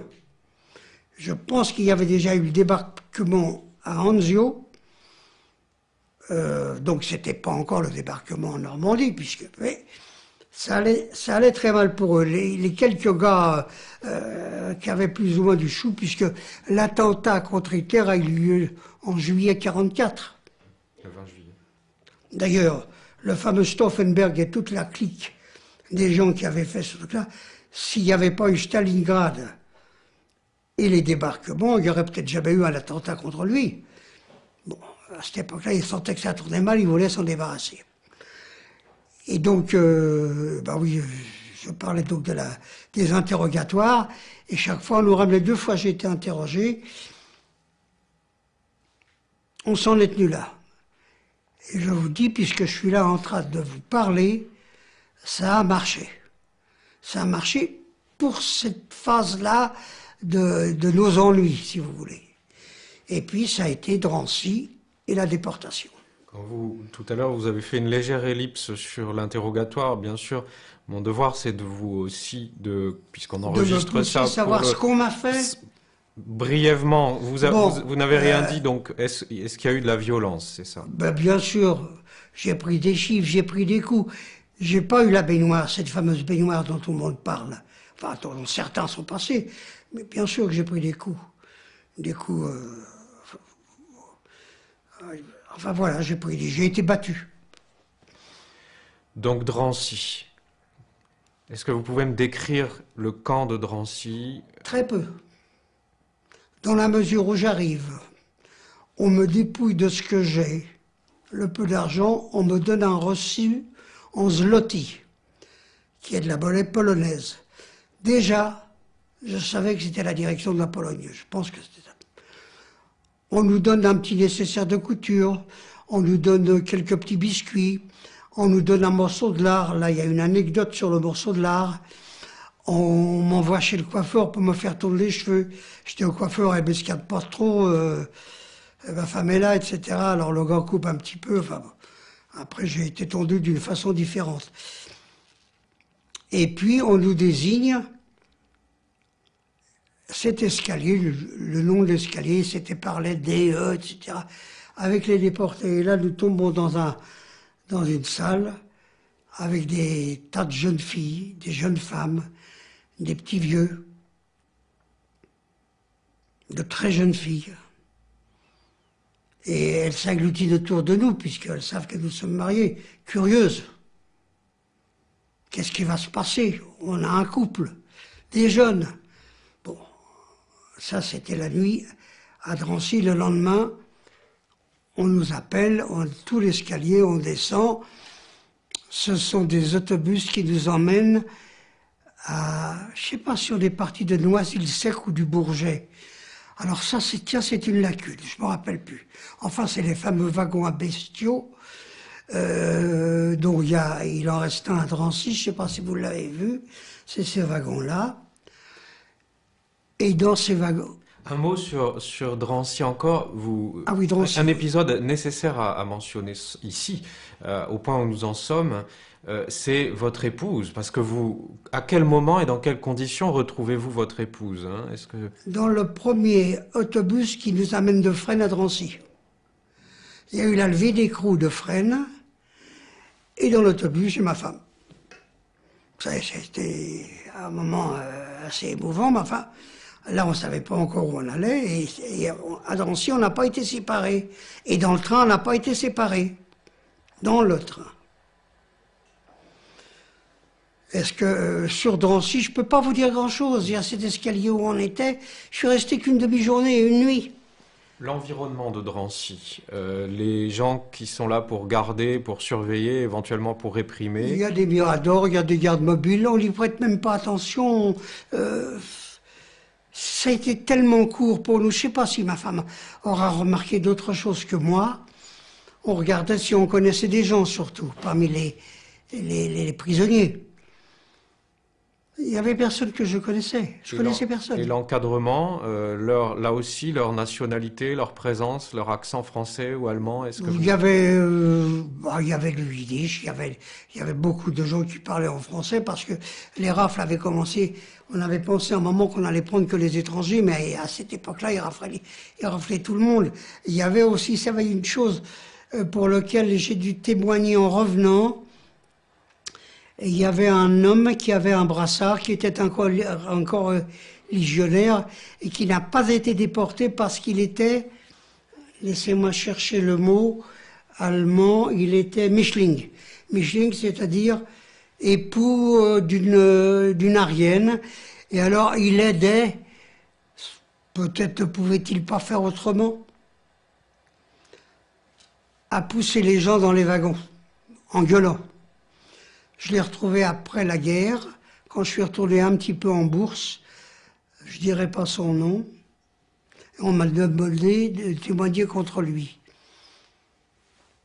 Est-ce qu'il pouvait faire autrement? Enfin, j'ai dit oui, je l'ai connu, j'en ai pas dit plus.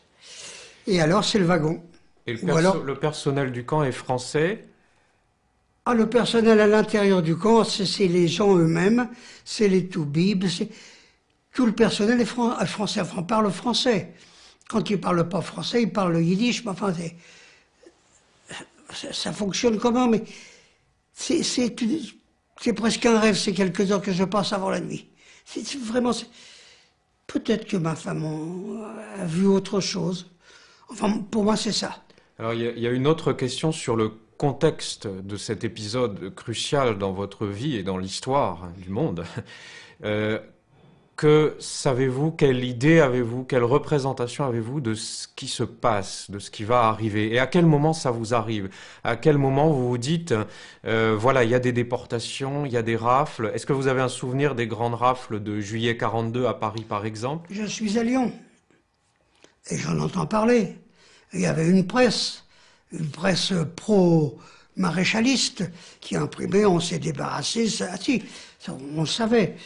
Par contre, dans le maquis, j'ai entre les mains un petit fascicule de témoignages chrétiens, clandestins. Et là, on parlait d'extermination des Juifs. Oui, c'est ça, c'est témoignages chrétiens. Je l'ai lu, mais quand je suis embarqué moi-même, j'y pense pas à ça. Mais je dis absolument pas. Et alors, ma femme, elle ne savait pas ça. Et je vous dis, on nous a donné un petit nécessaire de couture avant d'embarquer, un bon morceau de lard. Et pendant qu'on était dans ce wagon, j'ai voulu manger un petit bout de lard. Et ma femme me dit non, tu n'y touches pas, on ne sait pas où on va, on peut en avoir besoin. Eh ben, j'ai pas eu le lard, je n'ai pas mangé, et on nous a tout pris. Mais ça, c'est une autre histoire. Voulez-vous que je vous parle du wagon? Oui. On a la chance, au moment de l'embarquement, de nous trouver le dos contre une paroi du wagon. Parce qu'on est environ une centaine. Il y a une seule tinette. C'est une sorte de fût d'essence qui est là et qui sert pour les besoins de tout le monde. Il y a à côté de nous, elle vous en parlera peut-être, une amie qui s'appelle Dora, qui est d'ailleurs bien malade en ce moment, qui est avec sa maman, sa tante et ses deux neveux.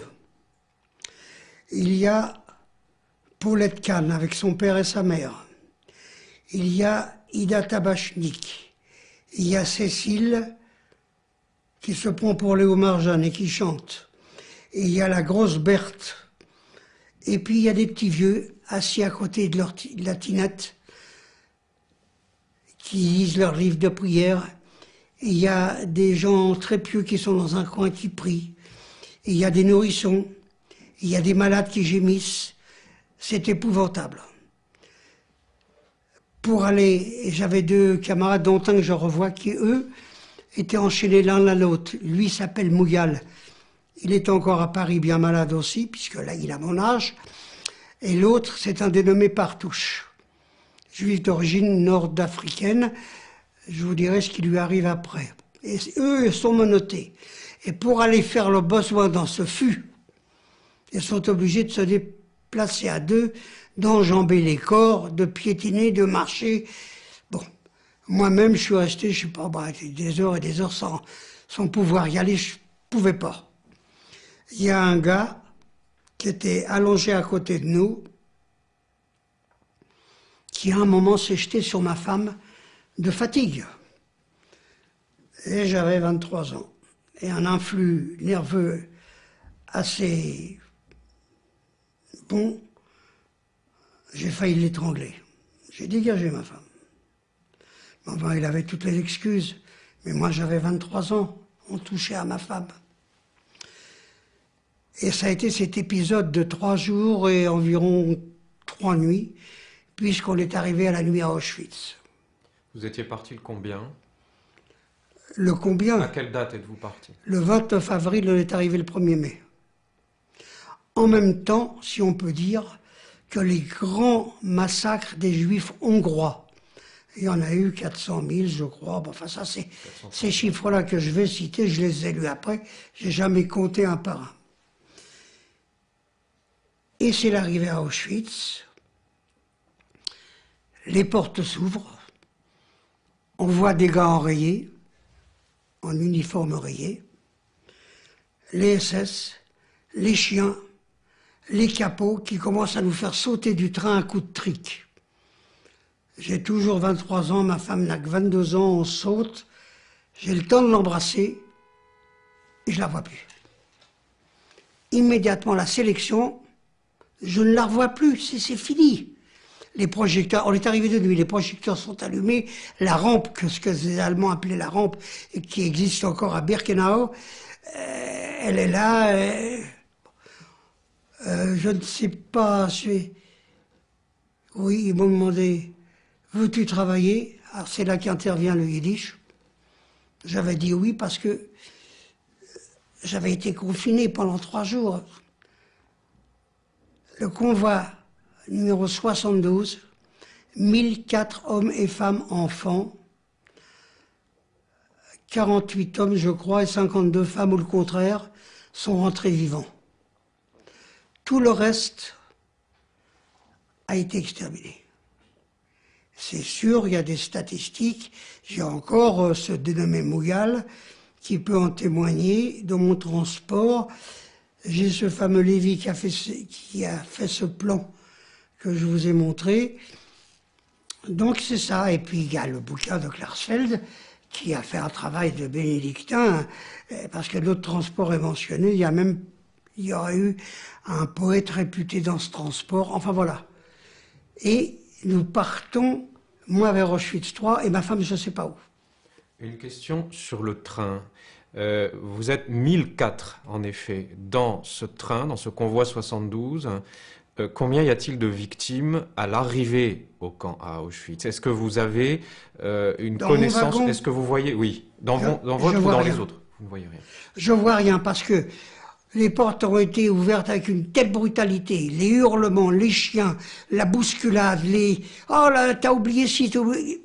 Les gens, pourquoi tu prends pas le bagage, des mots comme ça, parce que t'es descendu, t'as pas pris. Ça, vous voyez, c'est tout. Est-ce que des gens sont morts dans mon wagon? Je sais pas. Honnêtement, je sais pas. Peut-être ces petits vieux, peut-être, je ne sais pas. Est-ce qu'en les sortant du train, en les bousculant, on les a fait tomber de la hauteur du train? Je ne sais pas. Moi, je suis avec un groupe de gars et on nous embarque pour Buna Monowitz, Auschwitz III, qui est à environ 5-6 km de Birkenau. Encore une question sur le train, les moyens de survie, les moyens de subsistance Rien. dans le train? Il y a juste eu une halte, mais on était déjà en Allemagne. Il y a eu une halte où on a pu descendre, satisfaire nos besoins et vider la tinette. Sous la surveillance des SS, les mitrailleuses braquées. C'était pas des mitrailleuses, c'était des FM ou des mitraillettes ou des Schmeisser, des choses comme ça. Enfin voilà. Il y a eu quelques tentatives d'invasion, je ne sais pas. Je sais que dans la nuit, il y a eu des coups de feu. C'est tout ce qui s'est passé. Il y a eu une halte, et probablement en territoire allemand déjà. Et après, c'est Auschwitz. Pas le moindre contact, échange ou avec des populations? Est-ce que vous étiez visible quand il y a eu la halte, par exemple? Absolument pas. C'était halte en race campagne, encadrée par les SS. Il était le premier qui a essayé de s'enfuir en courant ou quoi que ce soit. Était vite rattrapé par une balle. Enfin, bon. Puis, vous savez, certains pensaient qu'on allait vers des camps de travail, avec des nourrissons, enfin, ou des vieillards. Mais enfin, il n'était pas question de s'évader. Il y a eu des évasions, il y en a eu, j'en ai entendu parler. Moi, je ne me suis pas évadé, ma femme non plus. À l'intérieur du wagon, vous parlez de ce qui va vous arriver? À l'intérieur du wagon, c'était le chaos, c'était épouvantable. C'était à boire, soif, il n'y avait pas. Il y avait l'histoire de cette tinette qui empestait, et il y avait une sorte de chape de plomb. On était là, pas allongé, puisque nous on avait un coin une paroi, mais c'était affreux. Tout ce voyage, c'est affreux. Alors je revois cette petite poulette canne. Une gamine, elle avait 16 ans, elle s'est mise en maillot de bain. Ça paraît idiot, des choses invraisemblables. Une autre chantait, une autre... Et jusqu'au moment où les wagons se sont ouverts. Donc dans ce chaos de l'arrivée, vous êtes immédiatement affecté vers Auschwitz III, vers Buna. On me demande, veux-tu travailler ou peux-tu travailler? Je réponds oui, et on me met de côté. Et les autres? D'abord, c'était les femmes d'un côté, les hommes de l'autre. Bon. Et puis dans le tas, voilà. Et puis, quand ils ont eu leur quota, le nombre de gars qui étaient morts dans la journée à la Buna, et ils avaient besoin d'hommes pour les remplacer, je ne me rappelle plus si c'est 48 bons hommes ou 52 bons hommes ou le contraire des femmes. Enfin, ils ont eu le nombre, tout le reste, ça a été fini. Et je vous dis, j'ai perdu de vue ma femme. Alors là, je vais aller très vite. On ne s'est retrouvé qu'environ un an après, à l'hôtel Lutetia. Si je dois vous raconter cet épisode... On en parlera. On va y venir tout à Non, l'heure. non, mais Oui, dites-moi. ça vaut quelque chose parce que ça a été extraordinaire. Donc c'est le camp. C'est le camp. C'est le camp. Alors c'est le camp, on arrive, abrutis, soif, on nous prend tous nos vêtements, on nous tond, on nous rase partout. Pour un bonhomme, c'est pas grave. On nous plonge dans une sorte de bain de désinfectant. On sort de là-dedans, on nous laisse dans les courants d'air à poil. Et on nous tatoue. On nous tatoue, ça fait très mal, parce que la même aiguille sert à tout le monde. C'est pas une aiguille extra fine. Et pendant quelques jours, j'ai le bras tout gonflé. Et on nous emmène dans un bloc où il n'y a pas ces lits superposés. C'est un bloc, enfin je dis bloc, c'est une baraque. C'est la 57. Oui, c'est la 57. Et on couche par terre. Et alors on a souvent dit, beaucoup ont dit qu'il y avait des quarantaines. Ça n'a pas été mon cas. Les quelques gars que nous étions, on nous avait donné des vêtements rayés.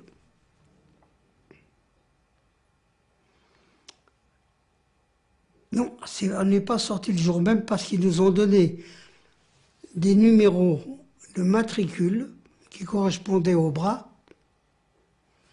avec une étoile juive faite de 2 triangles superposés, l'un rouge, l'autre jaune. Ça faisait le fameux Mogen David.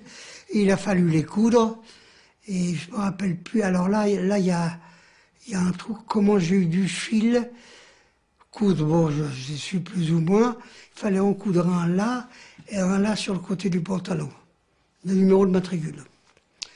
Et là, les vêtements, il faut que vous disiez aussi cet épisode. Ah bah les vêtements, il y a eu ce qu'ils appelaient la mutz, c'est-à-dire un béret, une veste, un pantalon, une chemise. Ils nous avaient tout dépouillé. La seule chose qu'ils nous avaient pas pris, c'était des ceintures quand on en avait. Ils nous les ont laissées parce qu'il fallait bien tenir le pantalon. Et je crois que alors, si on a eu droit de boire un peu, ils nous donnaient un peu à boire, quelque chose d'infect. Et le lendemain, je crois qu'on est resté au bloc. C'est le surlendemain qu'on est tout de suite sorti travailler dans un commando qui s'appelle le câble commando, qui était quelque chose d'épouvantable. Et je vais essayer de vous dire pourquoi. Il fallait d'abord faire la fouille, la tranchée.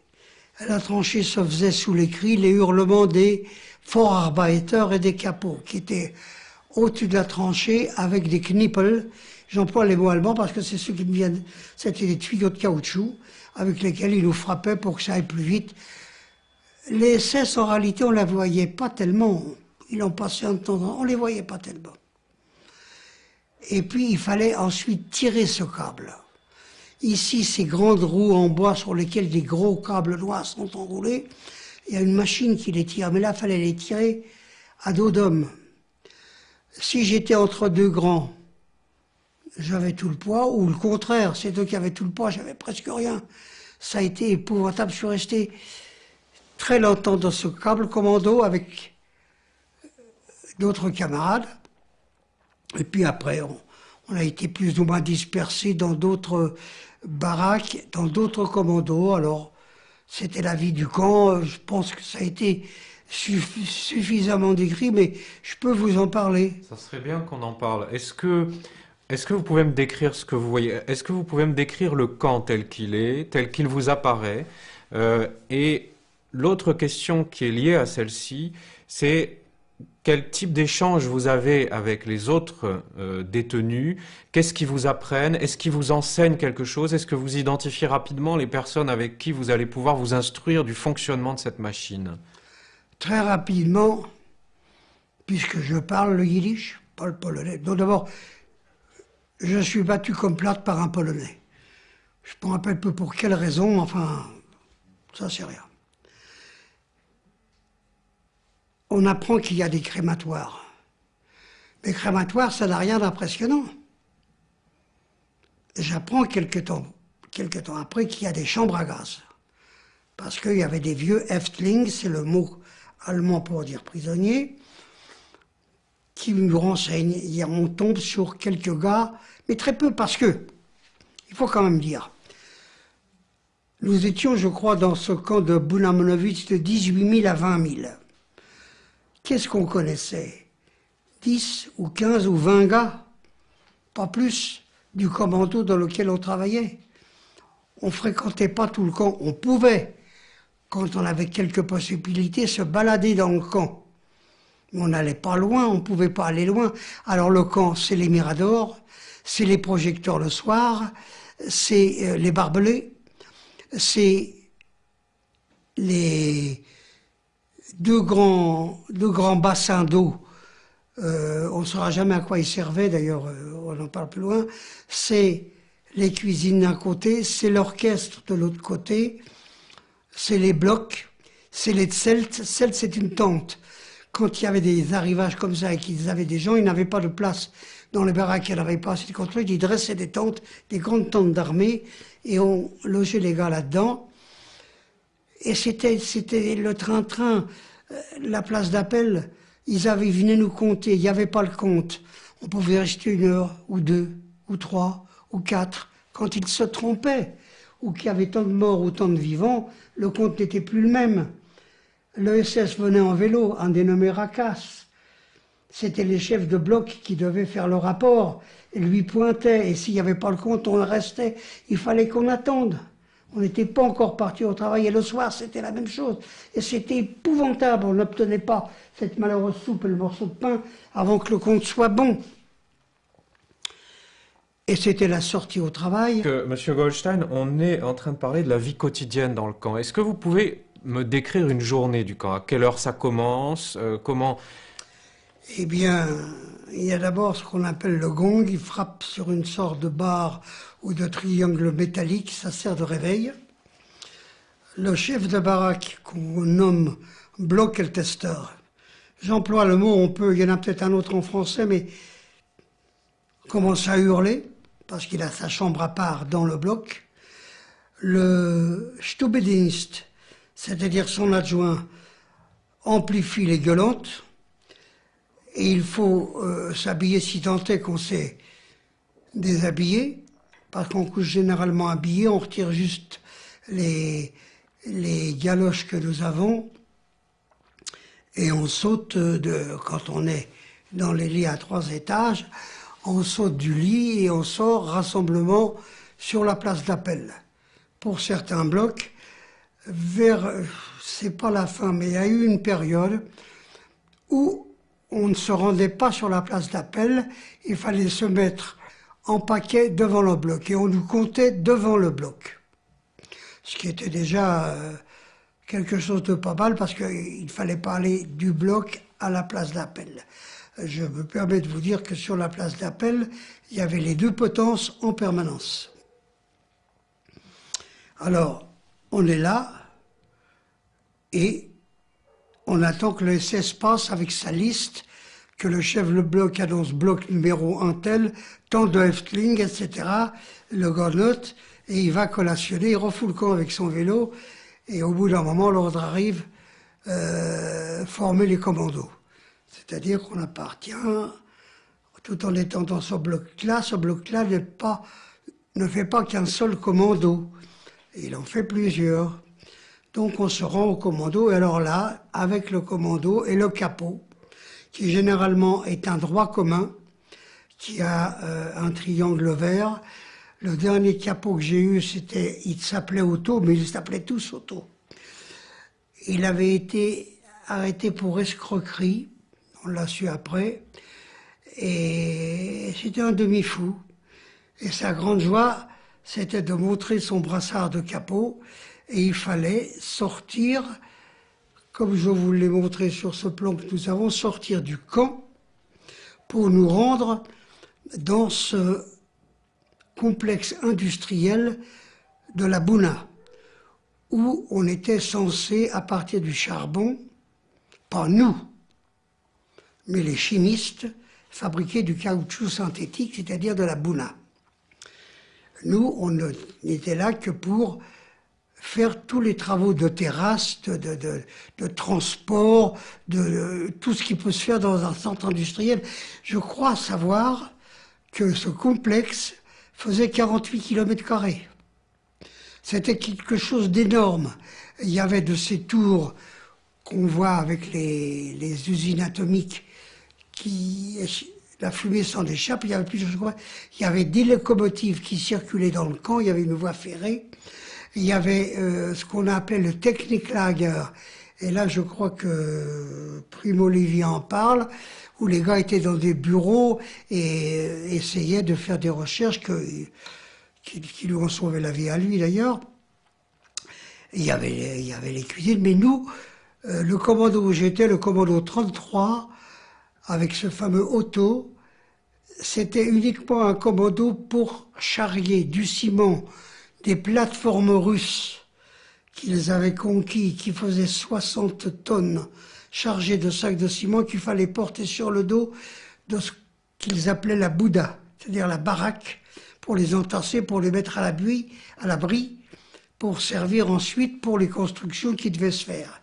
Et puis quand ça a été fini dans ce commando-là, j'étais affecté à charger du gravier et du sable et dans des wagonnets, sur des rails, et pousser jusqu'à la bétonneuse.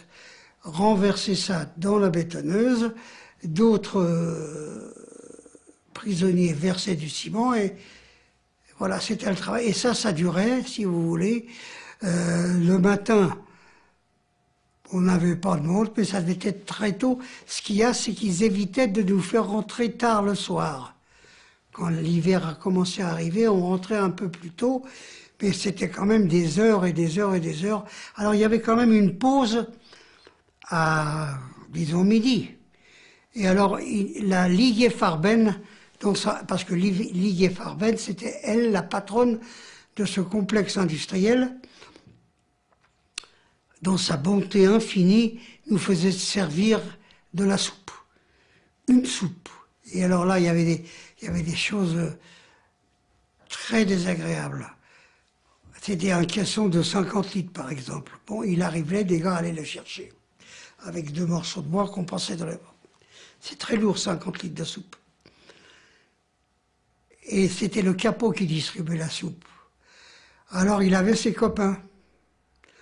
Il servait sur le dessus, ce qui était très liquide, c'est-à-dire presque rien, parce que le fond de l'oreiller, il y avait quand même quelques malheureux légumiers, pas de viande. Et il y avait une sorte de spéculation à laquelle on se livrait tous. Et je dois le dire, moi le premier, pour essayer de se trouver à la fin du caisson. Ce seul à part, quand il arrivait à la fin du caisson, il appelait un de ses copains et lui donnait à lui le fond du caisson.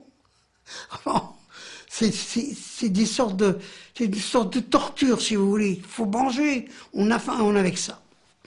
Et puis, on travaillait jusqu'au soir. L'heure exacte, je ne peux pas vous dire. Ensuite, c'était la rentrée entre le complexe industriel de la Bouna dans le camp d'où je vous ai montré les... Alors, de nouveau, il y avait un appel. Je dois vous dire qu'on sortait du camp en musique. On passait devant le SS, qui était là à la porte. Il fallait, sur commandement, retirer son béret et que ça claque en même temps. Il y avait un commandement Mutzen ab. C'est comme ça que ça se passait. Et il ne fallait pas essayer de tricher. Peut-être qu'un gars du milieu ne l'aurait pas fait. On risquait d'avoir des ennuis. Et on partait à pied vers le travail. Et le retour, c'était la même chose. Il fallait rendre de nouveau saluer, on rentrait en musique. Une musique assez bonne en général. C'était des bons musiciens qu'il y avait, mais enfin bon... Et alors on allait se mettre... les commandos étaient comptés. C'était les commandos qui rentraient. Nouvel appel devant les baraques ou sur la place d'appel. Ensuite, distribution selon le cas où on avait eu le pain le matin, on l'avait le soir. Le pain, une margarine, parfois une sorte de confiture qui devait être de la betterave sucrée, parfois un rond de saucisson de baleine. Enfin, c'est ce qu'on, ça avait ce goût-là, et ils n'avaient pas tellement de... C'était certainement ça. Et puis c'était tout. C'était tout, il fallait travailler, si vous voulez, une dizaine d'heures qui se multipliaient par 14 heures avec les appels, d'une façon moyenne, générale. Des fois c'était plus, rarement moins. Ça, c'était une journée. Et alors, il y avait une fois par mois, du repos au camp. Pas tous les gars, il y en avait qui sortaient quand même travailler. Certains commandos avaient du repos, alors là, eh ben, on faisait rien. On faisait rien, mais les Allemands, vicieux comme ils étaient, avaient organisé des matchs de boxe et des matchs de football dans le camp. Probablement avez-vous entendu parler, je crois que vous soyez tous bien jeunes, d'un dénommé Young Pérez. Il était champion du monde français, nord-africain d'origine, et il l'avait reconnu, eux, il avait une place privilégiée, il travaillait aux cuisines, et le pauvre, ça je l'ai appris, est mort pendant cette fameuse marche de la mort, cette fameuse marche d'évacuation d'Auschwitz. Auschwitz a été bombardé, la Buna, le Techniklager a été bombardé au mois d'août 1944. Il n'y avait plus d'eau, il n'y avait plus rien. Et il y avait ces grands bacs que je vous ai peut-être montrés sur le plan. Et avez-vous entendu parler de Nakash? Vous êtes vraiment très jeune. Il a été champion du monde de natation de brasse papillon. Il était avec nous. Ensuite, il a eu une place privilégiée à Buchenwald parce qu'il était reconnu par le comité français. Eh bien, on a plongé dans ces bacs de secours et j'ai nagé avec Nakash. Dans la même chose, on est sorti de là à coups de trick. Les capots sont arrivés, nous ont frappés comme si c'était pas possible. On n'avait pas le droit. En attendant, on avait... Ça, c'est quelle époque? C'est l'époque du bombardement de août 1944 d'Auschwitz. Auschwitz a été bombardé deux fois, une fois en août 1944, une fois vers Noël. D'ailleurs, à cette occasion, oui, c'était vers août 1944, une bombe est tombée pas très loin de moi, parce qu'il y avait des sortes de tranchées où il fallait théoriquement se réfugier. J'étais pas dedans, je ne me rappelle plus pourquoi, et j'étais soufflé, le souffle de la bombe m'a projeté dans un tas de ciment en vrac. Et c'est un camarade, il s'appelait Schumann, je l'ai retrouvé quelques années après, il est en province, je n'ai pas son adresse, si peut-être que je l'ai, il m'a tiré par les pieds, il m'a sorti de ce ciment en vrac. Ça, ce sont des anecdotes dans le cadre du camp, des anecdotes comme ça, j'en ai plein. Si je suis là, c'est que j'ai eu des coups de chance. J'ai eu cet homme dont je vous ai parlé, Carniol, docteur stomatologiste. Il avait pu obtenir une place d'infirmier, c'est-à-dire vider les pots de chambre dans ce qu'on appelait le KB, je vais dire le mot en allemand, Krankenbau. Et on était restés amis et j'allais le voir parce que le KB était lui-même dans le camp encadré de barbelés. On n'entrait pas dans le KB comme on voulait. Et lui me passait par-dessus ces barbelés, qui étaient des barbelés non électrifiés, me passait des litres de soupe des morts. Parce que les Allemands, s'il y avait 100 malades dans ce Krankenbau, ils livraient 100 litres de soupe. Si entre-temps il y avait 25 gars qui étaient morts, c'était 100 litres de soupe. Il y avait toujours de la soupe. Et pendant 3 semaines, j'ai eu du râpe de soupe comme ça. C'est peut-être pour ça que je suis là. C'était pas grand-chose cette soupe, mais j'avais ça. Il y avait quelque chose d'affreux. Il y avait les sélections dans le camp. Disons que le travail, c'était un travail de terrassier, un travail horrible. Personne n'était fait pour ça. Les gars mouraient. Hein. Les gars mouraient. J'ai connu, je saute un peu du quoi qu'il en soit, j'ai connu qu'un seul cas de suicide dans le camp. Il faut dire qu'on a l'âme chavie dans le corps, ou qu'on a peur de la mort, ou l'angoisse de la mort. Un seul gars, j'ai vu aller au barbelé. Autrement, tout le monde vivait mal, mais vivait. Lorsqu'il y avait Je vais encore envoyer le mot allemand parce que c'est tellement énorme. Blocksperre, c'est-à-dire qu'on fermait les blocs. Il fallait rester dans les blocs, se déshabiller et passer tout nu devant un SS qui était là et qui nous regardait les uns et les autres. Et qu'est-ce qu'il regardait? Les fesses. Lorsqu'un gars était devenu ce qu'on appelait dans le camp un musulman, les fesses étaient en gouttes d'huile, faisaient des plis, la maigreur. Les fesses faisaient des plis. Ils sélectionnaient ces gars-là. Et c'est ça qu'il y a d'affreux. Parce que ces gars qui étaient sélectionnés savaient qu'ils allaient être gazés. Ils étaient mis à part. Un camion venait les chercher et au bout d'un certain temps, les vêtements revenaient sans les gars. Mais eux savaient. Si, en descendant du train, beaucoup de gens ne savaient pas quel sort les attendait, c'est quand même affreux. Même quand on faisait croire aux gens qu'ils allaient prendre une douche et qu'on les gazait, mais ils ne savaient pas.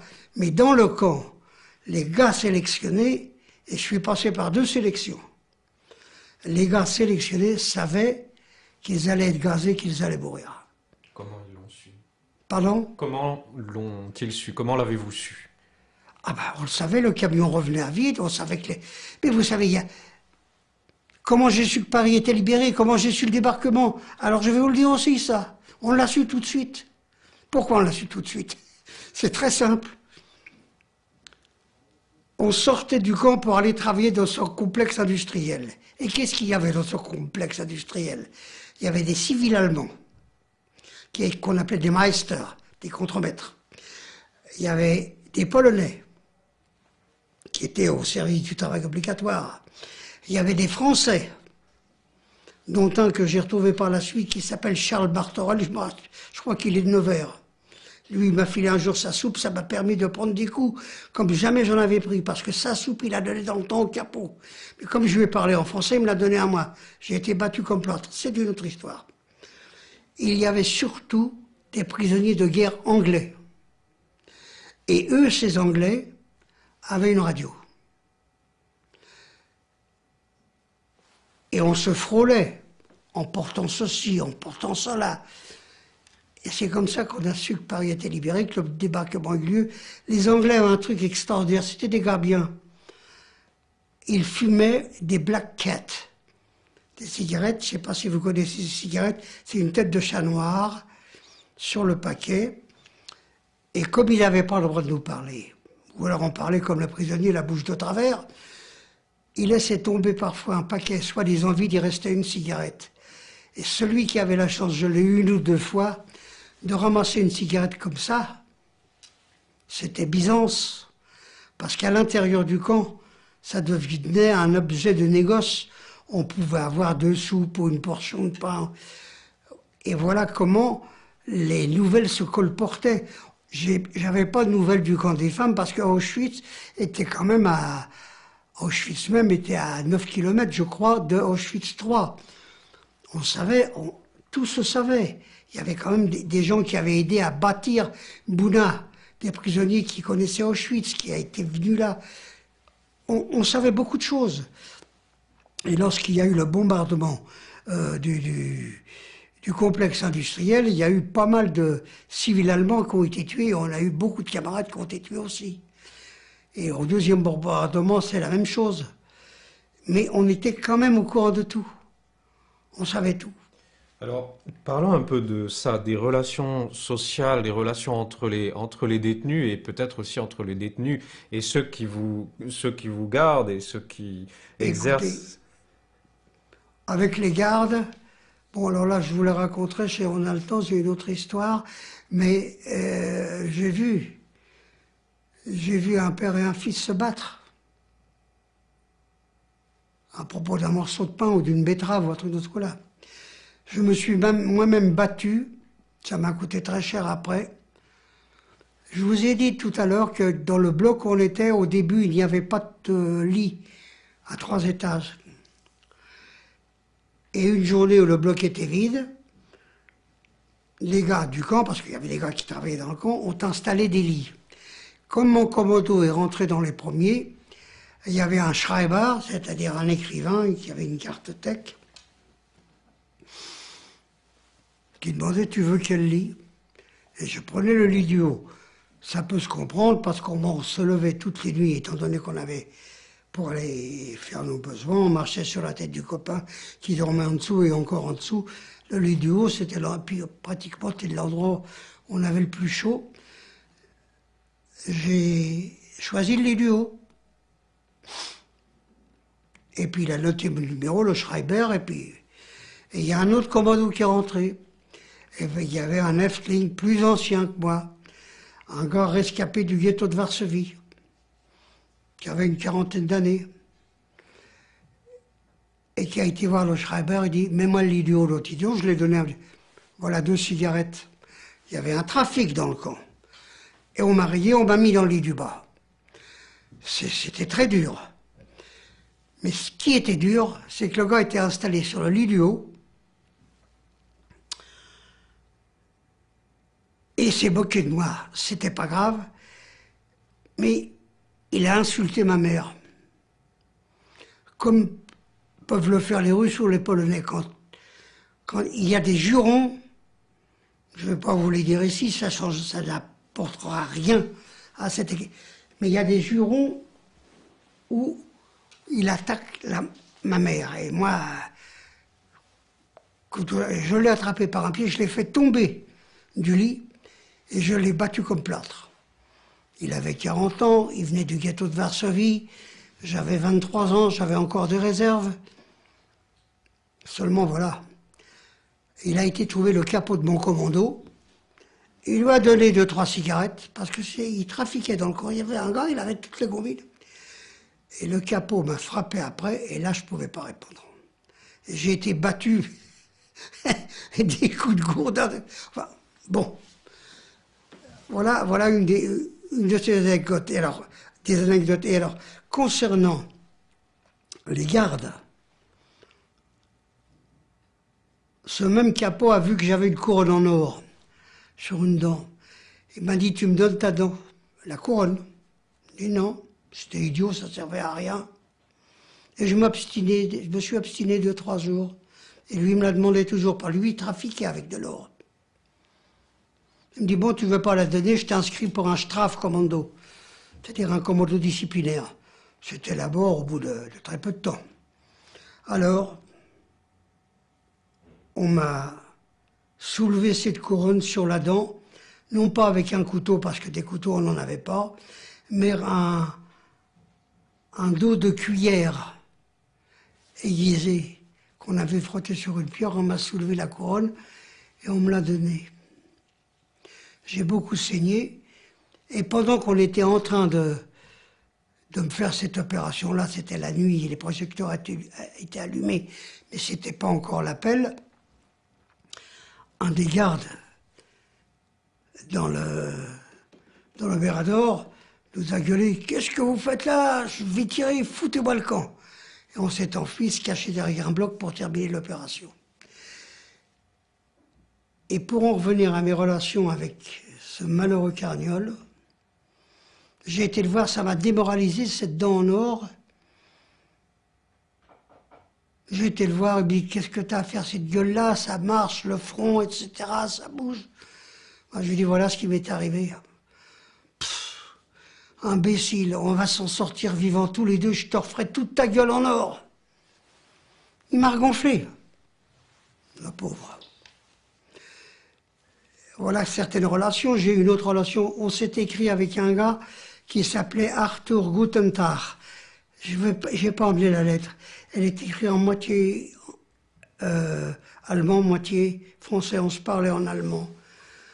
Un type bien. Quand j'étais à Francfort, j'ai essayé de le retrouver et j'ai appris qu'il était mort. Il était professeur de philosophie à Leipzig. Il m'avait envoyé une lettre quand je l'ai recontacté, et lui avait des amis dans les cuisines de la Bouna. Et par lui, j'ai pu avoir des râpes de soupe, parce que lui en avait trop. Voilà des choses qui font qu'on revient d'un camp. J'ai eu 50 occasions d'être tué après, Mais ça m'a permis de m'en sortir. Et le travail dans le camp était épouvantable, parce que ce garçon dont je viens de vous parler, j'avais pu, à la suite d'un changement de commando, étant rentré dans l'hôpital, le Krankenbau, à la suite d'une dysenterie, j'ai eu ce qu'on appelait du Blockschonung, c'est-à-dire une convalescence d'un jour dans le camp sans rien faire. À cette occasion, je pouvais changer de commando. Et j'ai déclaré que j'étais soudeur. C'était l'hiver déjà.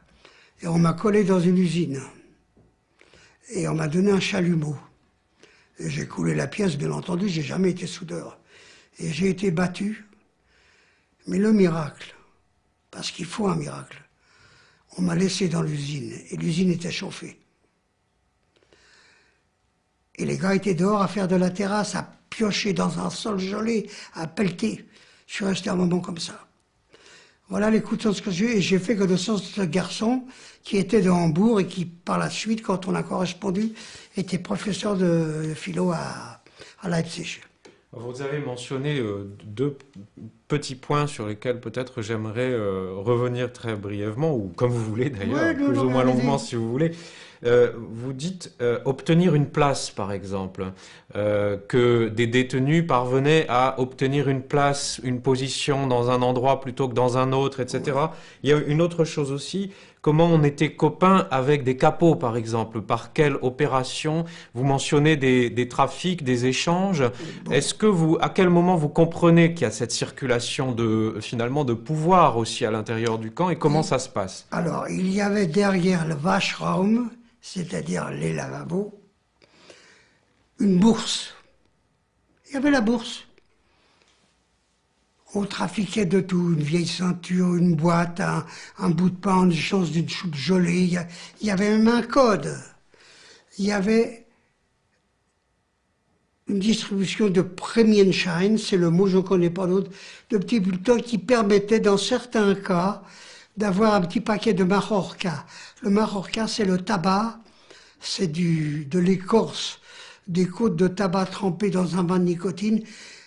J'ai un bon garçon qui, le pauvre, n'a pas pu s'arrêter de fumer, il en est mort. Il donnait son pain pour pouvoir fumer. Et il y avait tout un trafic, et il y avait cette histoire des cigarettes anglaises ou d'autres cigarettes. Il y avait un trafic, il y avait... Dans certains convois, il arrivait des tas de choses, un vêtement, un pullover, tout ce...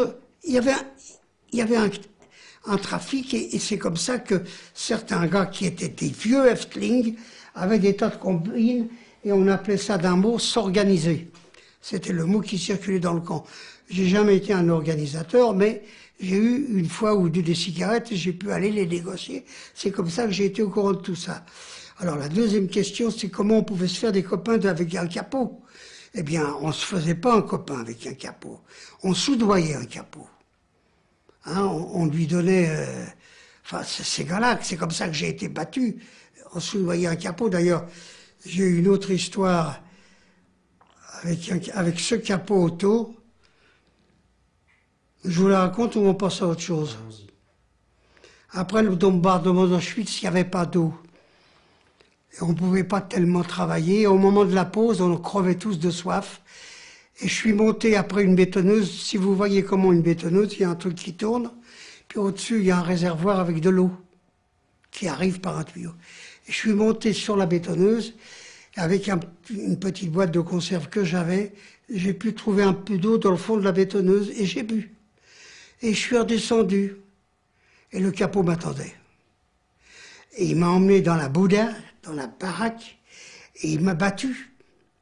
Seulement, on avait une combine là aussi. La combine, c'est les vieux Häftling qui nous le disaient. Quand un capot te tape, tu te mets à gueuler le plus possible. Et là, ça le calme. Et si tu as la chance de saigner un peu, il s'arrête. Et il m'a fait une blessure à la tête, cuir chevelu, superficiel, mais j'ai saigné. Il a arrêté tout de suite et m'a donné un bout de sac de ciment à mettre dessus. Il n'y avait pas de pansement. Mais avant, il m'avait bien tabassé. C'est encore une anecdote. Je vous ai parlé des coups de chance, je voulais parler des coups durs. Alors autant sur les trafics et la bourse, entre guillemets, dont vous avez parlé, que sur ces coups des capots, quelle est l'attitude des SS, par exemple, face à tout cela? Est-ce qu'ils en ont connaissance? On ne les voit pas. Je suis formel. J'ai fait 3 camps. Il y avait un gars qui venait au moment de l'appel. Il venait en vélo, il s'appelait Rakas. On a vu sa photo, je ne sais pas ce qu'il est devenu, on a vu sa photo à Francfort am Main comme étant recherché. Il faisait le tour pour ramasser, pour collationner les fiches de la place d'appel. Les SS étaient dans les miradors. C'était même pas des SS, c'était des vieux déjà, à cette époque-là. Mais ils nous auraient tiré dessus de la même façon. Dans le complexe industriel, on voyait de temps en temps passer un SS, mais les camps étaient gouvernés de l'intérieur comme de l'extérieur immédiat par les condamnés eux-mêmes. Les droits communs, le Lagergeltester, c'est-à-dire le chef de camp, c'était un gars à cheveux blancs, on a su qu'il avait tué sa femme et ses 2 gosses, c'était des droits communs, qui avaient le droit de vie et de mort, ils pouvaient vous tuer, c'était pas grave. Les SS, on les a vus lors de la marche de la mort, là on les a vus. Mais autrement, à Buchenwald, où j'ai été par la suite, mais ça viendra peut-être dans l'autre chose, on n'a pas vu les SS, les ordres étaient donnés par haut-parleurs. Et il y avait des Landsturm, il y avait des... Heureusement, les politiques à Buchenwald vers la fin avaient pris le dessus sur les droits communs. Il y a eu un mouvement de résistance, j'en ai bénéficié à un moment, je vous dirai pourquoi si on en a le temps. Pardon. Vous parliez des SS, donc je vous dis, on ne les voyait pas. On voyait un gars, c'est tout. On savait que dans les miradors, ils étaient là. Mais dire de les voir, de voir des... Si. Parfois, on les voyait accompagnés des bonnes femmes qui faisaient une promenade, des bonnes femmes du bordel. Il y avait un bordel pour les Ariens, et il y avait un bordel probablement pour les SS, et on voyait ces femmes se promener en dehors du camp, sous la garde de 1 ou 2 SS, pour faire une promenade, disons, hygiénique, si on veut. C'est les seules fois où on voyait vraiment 1 ou 2 SS, autrement on ne les voyait pas. Alors parlons, vous avez prononcé le mot à propos de Buchenwald, mais là on va rester encore à la Buna. Oui. Parlons de la résistance dans le camp. Est-ce qu'il y a une organisation sociale à ce niveau-là et quels sont les contacts qui s'établissent entre les détenus à ce niveau-là? Moi, j'ai jamais été pressenti à Buna pour un mouvement de résistance. Il paraît, je dis bien il paraît sous toute réserve, d'autres plus qualifiés que moi, peut-être des survivants, pourront peut-être en parler. Moi, j'ai jamais été contacté. À Buchenwald, ça a été différent pour moi. Mais à Buna, j'ai pas... Il y avait une sorte de solidarité qui existait quand on le pouvait, puisque j'ai eu de la soupe en rab par ce garçon, puisque j'ai pu... Il y avait une sorte de solidarité. Il y avait du trafic, de la solidarité. Il paraît qu'il y a eu un mouvement de résistance, mais il a vite éclaté, ou il n'a pas fait grand-chose, puisque quand les Russes sont attaqués à Tarnów,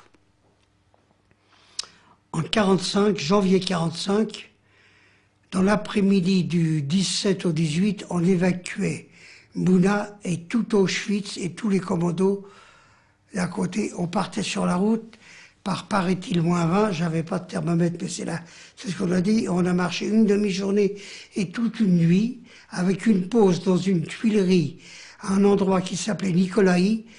Tous les autres déportés que vous pourrez questionner qui ont fait cette marche vous parleront de cette tuilerie. Et on a atterri dans un autre camp qui s'appelait Gleiwitz. Alors j'en suis là, ou vous voulez qu'on parle encore dans la Buna? On va justement parler de ça, des derniers temps. Alors on arrive à Gleiwitz. À Gleiwitz, on y passe une nuit. Il y a des déportés qui trouvent, oh là là, c'était horrible, des tonneaux de moutarde. Ils se précipitent dessus, ils prennent ça, un SS arrive et commence avec une hache à leur taper dessus. C'est-à-dire, les déportés tapent qui? Non, le SS qui arrive pour protéger ses pots de moutarde. Ses fûts de moutarde. Je ne crois pas qu'il y a beaucoup de gens qui vous parleront de ça, mais je vous garantis que c'est authentique. Et de Gleiwitz, des trains arrivent des wagons arrivent sans toit. Vous voyez, il n'y a pas de toit, des wagons arrivent, des wagons métalliques arrivent, et on nous embarque là-dedans. Et il y a les Russes qui attaquent, il y a les Américains qui attaquent, les trains se baladent de droite et gauche, les voies sont coupées par des bombardements, et on est debout dans ce train serré, ces wagons découverts, la neige tombe sur nous, des gars meurent, on s'assoit dessus, il y a une odeur de cadavre, on passe dans un patelin qui s'appelle Pardubice, c'est en Tchécoslovaquie. Pourquoi je sais ça? Parce que c'est marqué, c'est une gare de triage. Et il y a un pont, et les wagons s'arrêtent sous ce pont, un pont découvert, une sorte de passerelle. Et tous les gamins, tous les enfants, tous les ouvriers qui se rendent à l'usine jettent leurs casse-croûtes dans les wagons. Pour nous, c'est un bien, c'est un mal. On se bat. On se bat, on s'est entretués. J'ai eu la chance de dégager un ou deux copains. L'un s'appelle Maurice Goldenberg, il vit en Israël. Le pauvre, il est bien malade. Et l'autre, c'est ce fameux Arthur Gutentag que j'ai retrouvé, dont je vous ai parlé, qu'il était professeur à Leipzig. J'ai pu le dégager. Il m'a appelé, il m'a dit « Aide-moi, ils sont en train de m'étouffer ». Et j'ai pu le dégager. Très modestement, je suis pas en la tête, mais j'avais un influx nerveux incroyable. Et puis on arrive à Buchenwald. À Buchenwald, tous les camps, ceux qui le pouvaient, rappliquaient vers l'intérieur de l'Allemagne, mais des différents camps, parce que les SS, sur ordre, ramenaient tout vers l'intérieur de l'Allemagne. Buchenwald se trouve à 7 km de Weimar. Et on nous met, les gars d'Auschwitz et d'autres, dans un petit camp, ce qu'on appelle le petit camp. C'est un véritable mouroir. On n'a rien à bouffer. Tout le matin, on sort les morts.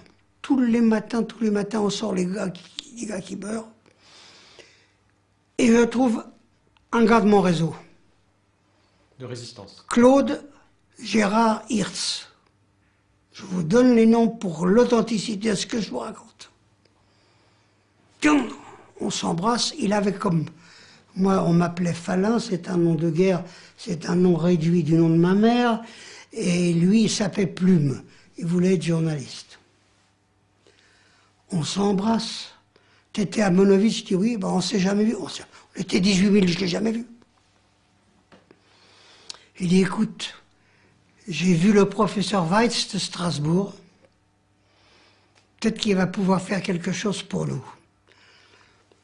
Et il va voir le professeur Weitz, qui lui était déjà protégé dans le grand camp par le comité, je ne sais pas le nom qu'il portait, de résistance du grand camp, dont il y a eu le ministre de la production industrielle Marcel Paul en a fait partie, avec des politiques allemands. Et Weitz a été protégé, il connaissait Weitz. Il lui dit, je suis avec mon copain, on était dans tel maquis, le service Périclès, maquis école de cadre, nous laisse pas là-dedans. Et c'est ça mon coup de chance. Après, ça a été pire, mais c'est autre chose. On nous sort du petit camp, le mouroir, et on nous met dans les blocs bâtis de Buchenwald, au bloc 19, qui est un bloc de transport, c'est-à-dire que partant de ce bloc, on dispatche les gars de ce bloc pour les différents commandos entourant Buchenwald, dont Dora, l'usine souterraine. Les listes arrivent, on appelle les gars, nos deux noms sont régulièrement rayés. On était vraiment protégés. Alors là, il y avait des lits à peu près corrects, il y avait une table, il y avait une sorte de vaisselle, je parle des blocs de Buchenwald. N'empêche que des gars mouraient de différentes façons aussi. Les appels étaient réduits d'une façon beaucoup plus simple. Et on vivote là-dedans. Il y avait des colis Croix-Rouge qui arrivaient. Le comité de solidarité de résistance à l'intérieur du camp avaient décidé qu'il y aurait un colis pour 10. Alors que c'était des colis individuels. Il y avait une pomme, un oignon, un bout de chocolat, un morceau de sucre. C'était vraiment minimum, mais... Et on a droit à ces colis, c'était fantastique. Et puis, les Américains se rapprochent. Ils sont à Erfurt, ils sont à Jena. Ils sont à quelques kilomètres de Buchenwald. Entre-temps, Weimar a été bombardé. Une autre anecdote, des gars avaient été désignés pour descendre par le train d'ailleurs, à Weimar pour déplier les décombres, et certains étaient tombés dans une boulangerie détruite, dans une épicerie, ils étaient remontés avec des tas de trucs, et le lendemain, j'ai la chance d'être désigné pour descendre, continuer déblayer. C'était pas drôle parce qu'il y avait des mines non explosées, on risquait d'avoir quelques ennuis, c'était encadré par des petits drapeaux jaunes avec des têtes de mort, les endroits où il y avait des bombes. Il fallait déblayer par là. Et je suis tombé sur une usine de clous. Alors que tu avais des épiceries. Était-ce la fin de la guerre? Le patron de cette usine a porté 2 lessiveuses pleines de pommes de terre pour le commando dont je faisais partie. C'était Byzance. On a bouffé ça. On n'a eu que ça, mais c'était énorme. Et on est remonté. Et les Américains s'approchent. Et il est question... Oh, je vais le dire en français. Moi, je vais le dire en allemand. Alle Juden antreten. Vous avez compris? Oui? Oui. Vous parlez l'allemand? Oui. Ah bon? Tous les Juifs doivent entrer, c'est ça? J'étais dans ce bloc 19 dont le chef de bloc était un Tchèque. Je m'étais inscrit sous mon nom tout en ayant un triangle rouge français. Et je ne parlais que le français, mais j'avais donné mon nom, qui est Goldstein. Je me dis, si je disparais, peut-être qu'il y aura une trace de moi. C'est l'erreur que j'ai faite. Alle Juden antreten, il n'y avait pas que des Juden dans ce bloc. Il me dit, du bist ein Jude, geh mal raus. Avec l'ami Plume qui avait mis son vrai nom, Hirtz, et on est sorti. On ne pouvait pas faire autrement. Vous pouvez le traduire, parce que moi je comprends. Ce chef de baraque, il avait peur pour lui, finalement c'était pas forcément un méchant gars. Il obéissait aux ordres. Et il a dit, toi tu sors, en allemand il me l'a dit, toi tu sors, t'es juif. Et je suis sorti avec mon ami Gérard Hirtz et on était emmené dans une scierie qu'il y avait à Buchenwald. On nous a regroupés là. Et alors là, ça a été le calvaire. Je suis parti à pied. J'avais fait cette marche d'Auschwitz à Gleiwitz. Mais là, j'ai fait la marche de Buchenwald jusqu'à l'endroit où j'étais libéré, qui s'appelait Untertraubenbach. C'est le nom du patelin, il existe. Je vous donnerai d'autres détails après de ma libération. Et nous avons commencé à marcher. C'était le 6 ou le 7 avril. J'ai été libéré le 24 avril. C'est ça. Le 28 avril. Attendez, il ne faut pas que je dise des bêtises. Le 24 avril, le 28 avril. Là, il y a un petit nœud. Je crois que c'est le 28 avril. Cette marche, où on marchait devant les Américains qui nous suivaient à la trace, mais ça on l'a su plus tard, tous ceux qui ne pouvaient pas marcher étaient abattus. Tous ceux qui traînaient en fin de colonne, c'était la balle dans la nuque. Les SS n'étaient pas des SS allemands. Il y avait des SS hongrois, il y avait des SS ukrainiens. Les Ukrainiens avaient des capotes noires avec des parements gris. Les Hongrois, je crois, étaient quand même habillés en allemand. Et il y avait en serre-file un Allemand, un SS, qui était derrière. Et nous avons marché à travers bois. Chaque fois qu'on traversait un bois, c'était la tuerie qui commençait. Parce qu'aussi bien, ils évitaient d'abattre les camarades, dans un village. On est passé par Hof, H-O-F, et un peu plus loin, mon ami Gérard Hirtz, que je traînais depuis 5 jours, je le traînais. Il m'a dit, écoute, t'as une femme, t'as un gosse, peut-être que tu les reverras. Moi, ce que je souffre en ce moment ne vaut pas la peine. Lâche-moi. Je l'ai lâché. Je reconnais que j'ai lâché. D'ailleurs, je n'aurais pas pu continuer à le traîner. Il a été abattu. Il y a un autre épisode que je vous dirai plus tard concernant la mort de ce copain. Je l'ai lâché et j'ai continué à marcher jusqu'à Flossenburg. On allait en direction de Dachau. Il y a eu une partie de Buchenwald, et ça je l'ai su après, qui a été emmenée à Dachau dans des conditions très difficiles aussi, mais en train. Ce qui était pénible aussi. Moins pénible en quelque sorte que de marcher, mais... Et à Flossenburg, on est rentré dans le camp, il y avait des drapeaux blancs qui pendaient de partout, le camp se rendait. Mais ils avaient mis la colonne de juifs à part. Comment vous expliquer ce que j'ai fait? On était dans un truc à part entouré de barbelés, mais il y avait un bloc qui était là, avec la fenêtre ouverte. J'ai quitté cette colonne de juifs, je suis rentré dans ce bloc par cette fenêtre ouverte, et il y a un copain qui s'appelait Safran qui m'a suivi. Et on est sorti et on s'est mis avec les Ariens. Mais je suis tombé sur un capot belge. C'était un Belge. Il parlait en français. Oui, d'où tu viens, toi? T'étais pas dans le coup, t'es un juif, attends, reste là. Il a commencé par me frapper. Ça, les coups, j'étais habitué. Il me dit, t'attends là, je vais chercher le SS.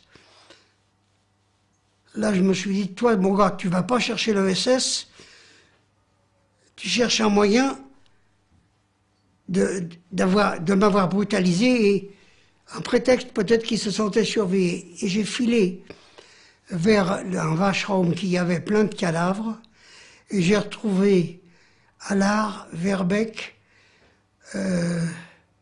j'ai les noms dans un carnet, des gars qui venaient de Buchenwald mais qui étaient arrivés en train. Ils m'ont dit, d'où tu viens? Mais t'es dégueulasse, comme d'où tu viens? Alors ils m'ont amené, ils m'ont lavé, ils m'ont aidé. Pendant ce temps que je prenais des coups, ce copain Safran, il avait disparu, il était fichu le camp autre part. Moi je prenais des coups, lui se tirait. Et puis on a dormi,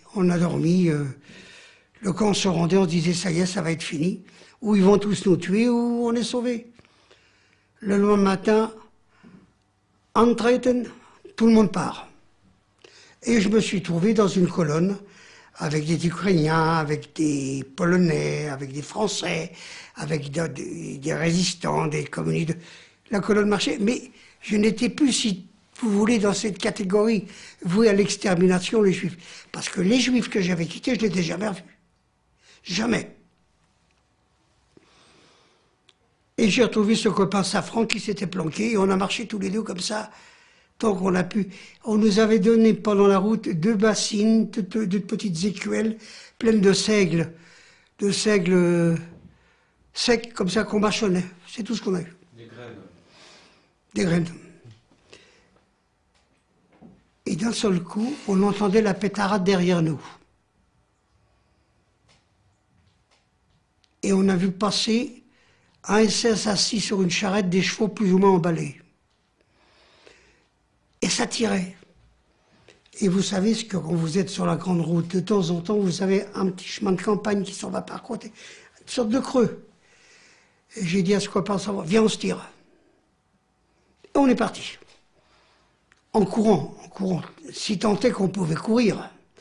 J'avais une couverture sur le dos, je l'ai jetée, on est parti, peut-être 50 ou 100 mètres, je sais pas encore. On a entendu pioler les balles, ça c'est vrai. C'était sur nous, c'était pas sur nous. Et puis au bout d'un moment, on est resté tapé là. Je suis remonté sur le fossé, si vous voulez, que représentait. Et il y avait un char américain qui était là. Un Sherman, un truc énorme. Et là aussi, on a failli se faire tuer. Et pourquoi? On est revenu vers ce char, c'était notre libérateur. Et la coupelle du char était ouverte, et il jetait des caisses de breakfast américains. Mais les balles piolaient parce que les SS qui s'étaient réfugiés dans un petit bosquet au milieu d'un champ tiraient avec des Panzerfaust, c'est-à-dire des sortes de bazookas, sur le char. Bon. Ils sont sortis de ce bosquet en levant les bras. Les Américains qui nous suivaient par nos morts sur la route les ont tous abattus. Ils se rendaient. Ils les ont tous abattus. Ça, je peux en témoigner, ils ont tous été tués. Et puis, on est libre. On est libre, on est dans Untertrobenbach. Il y a une Brauerei qui est une brasserie. On fabrique de la bière qui brûle. Il y a le village qui est un peu enchanté. Il y a des petits vieux, il y a des bonnes femmes. Et on arrive sur la petite place du village. Et il y a un pasteur qui sort de son église et qui se met les bras en croix. Il a pris un risque terrible, hein, parce qu'on était des sauvages. Et il a dit une chose très forte, tu vois. Je vais le lire en allemand, je traduirai pour la bonne chose, mais je crois que tout le monde va comprendre.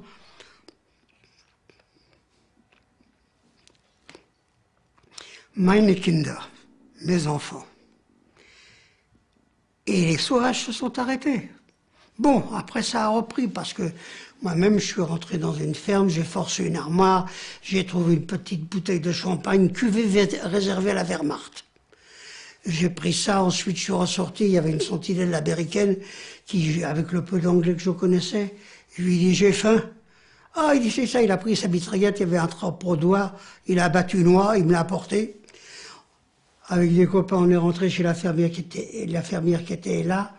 On lui a dit, faut nous plumer ça, faut nous faire cuire ça. On avait ramassé des œufs, faites-nous une omelette. Quand tout ça a été fait, plus ou moins, personne n'a mangé. On ne pouvait pas manger. Il y en a qui, alors, pour en revenir à cette brasserie qui flambait, les Ukrainiens sont descendus dans cette brasserie, ont trouvé des bouteilles de spirit, d'alcool à 90. Et ils ont bu cet alcool. Et ils sont morts. Pas ivres morts. J'insiste. Ils sont tombés raides morts. On avait l'estomac vide, on n'avait rien. Ils sont raides morts. Et là, j'ai dormi 2 jours, je crois par terre, parce que dans la ferme, j'étais pas bien dans un lit. Et le 1er mai, au matin, j'étais mourant. Je me suis traîné vers le soldat, je lui ai dit « Red Cross ». Ils vont venir. Et une ambulance est arrivée. Et on m'a embarqué. Et on m'a amené dans une ville, pas très loin, à 9 km, qui s'appelait Cham. Cham ou Cham, je ne sais pas comment les Allemands disent. C'était presque à la frontière tchécoslovaque. Ils avaient réquisitionné, les Américains, un hôtel qu'ils avaient transformé en hôpital. Et j'étais là, allongé, on était 4 par chambre, sur des lits de camp américains pliants, vous voyez, ces lits de camp en toile. J'étais mourant. J'étais vraiment... Et il me met un petit thermomètre dans la bouche. Et j'étais conscient. Quand il ressort, il dit « My God, 106 ». J'avais compris, je dis quoi, 106 ? J'avais seulement confondu les Fahrenheit et les Celsius. Bon, maintenant je le sais. Et il me dit typhus. Et le médecin major arrive, transfusion de sang, vitamines, à manger très légèrement. 2 gars dans la chambre meurent, malgré la transfusion de sang. Je reste là. Et ça, c'était le 1er mai. Le 8 mai, cet infirmier qui s'occupait de cette chambre-là vient me secouer, c'était un originaire du Texas. Et il me dit, alors ça je vais le lire en anglais, mais je pense qu'on le comprendra, « War is over ». La guerre était finie, les cloches sonnaient. Mais moi, je voulais dormir, j'étais malade. Il me secoue, il montre la photo de sa femme, de sa gosse, et c'est fini, la guerre est finie, il m'apporte un Nescafé, mais je pouvais rien prendre. Au final, ils m'ont sorti puisque je suis là. Je pense que si j'avais pas eu ce matériel sanitaire que les Américains avaient, il y avait tout. Il y avait tout, tout, absolument tout. Je ne serais pas là pour vous en parler probablement. Et je suis resté un mois dans cet hôpital-là. Alors là, c'est un peu, si vous voulez, et si ça va paraître sur ce film pour détendre l'atmosphère, quand j'ai commencé à trottiner, à me lever, on était tous malades, plus ou moins atteints de dysenterie. Et les Américains avaient des seaux hygiéniques dans les chambres, pas en kaki. Et quand il fallait aller aux toilettes, on n'allait pas aux toilettes de l'hôtel, on se servait de ça. Et j'étais là, plus ou moins à poil, installé sur le trône, si on peut dire. La porte s'ouvre et rentre une nurse, une infirmière de toute beauté. Elle était belle. Et moi, j'étais assis sur ce trône. Elle avait encore le casque, elle était en pantalon. J'ai jamais été aussi humilié de ma vie. J'avais pas vu une femme en dehors des filles du bordel qui passaient loin depuis plus d'1 an. Et ça, c'était terrible pour moi. J'étais humilié. Vous pouvez pas vous imaginer. Je suis maintenant un vieux machin. J'oublierai jamais cette chose-là. Et puis, ils m'ont passé au DDT avec une pompe. Ils m'ont embarqué dans un command car. On était plusieurs.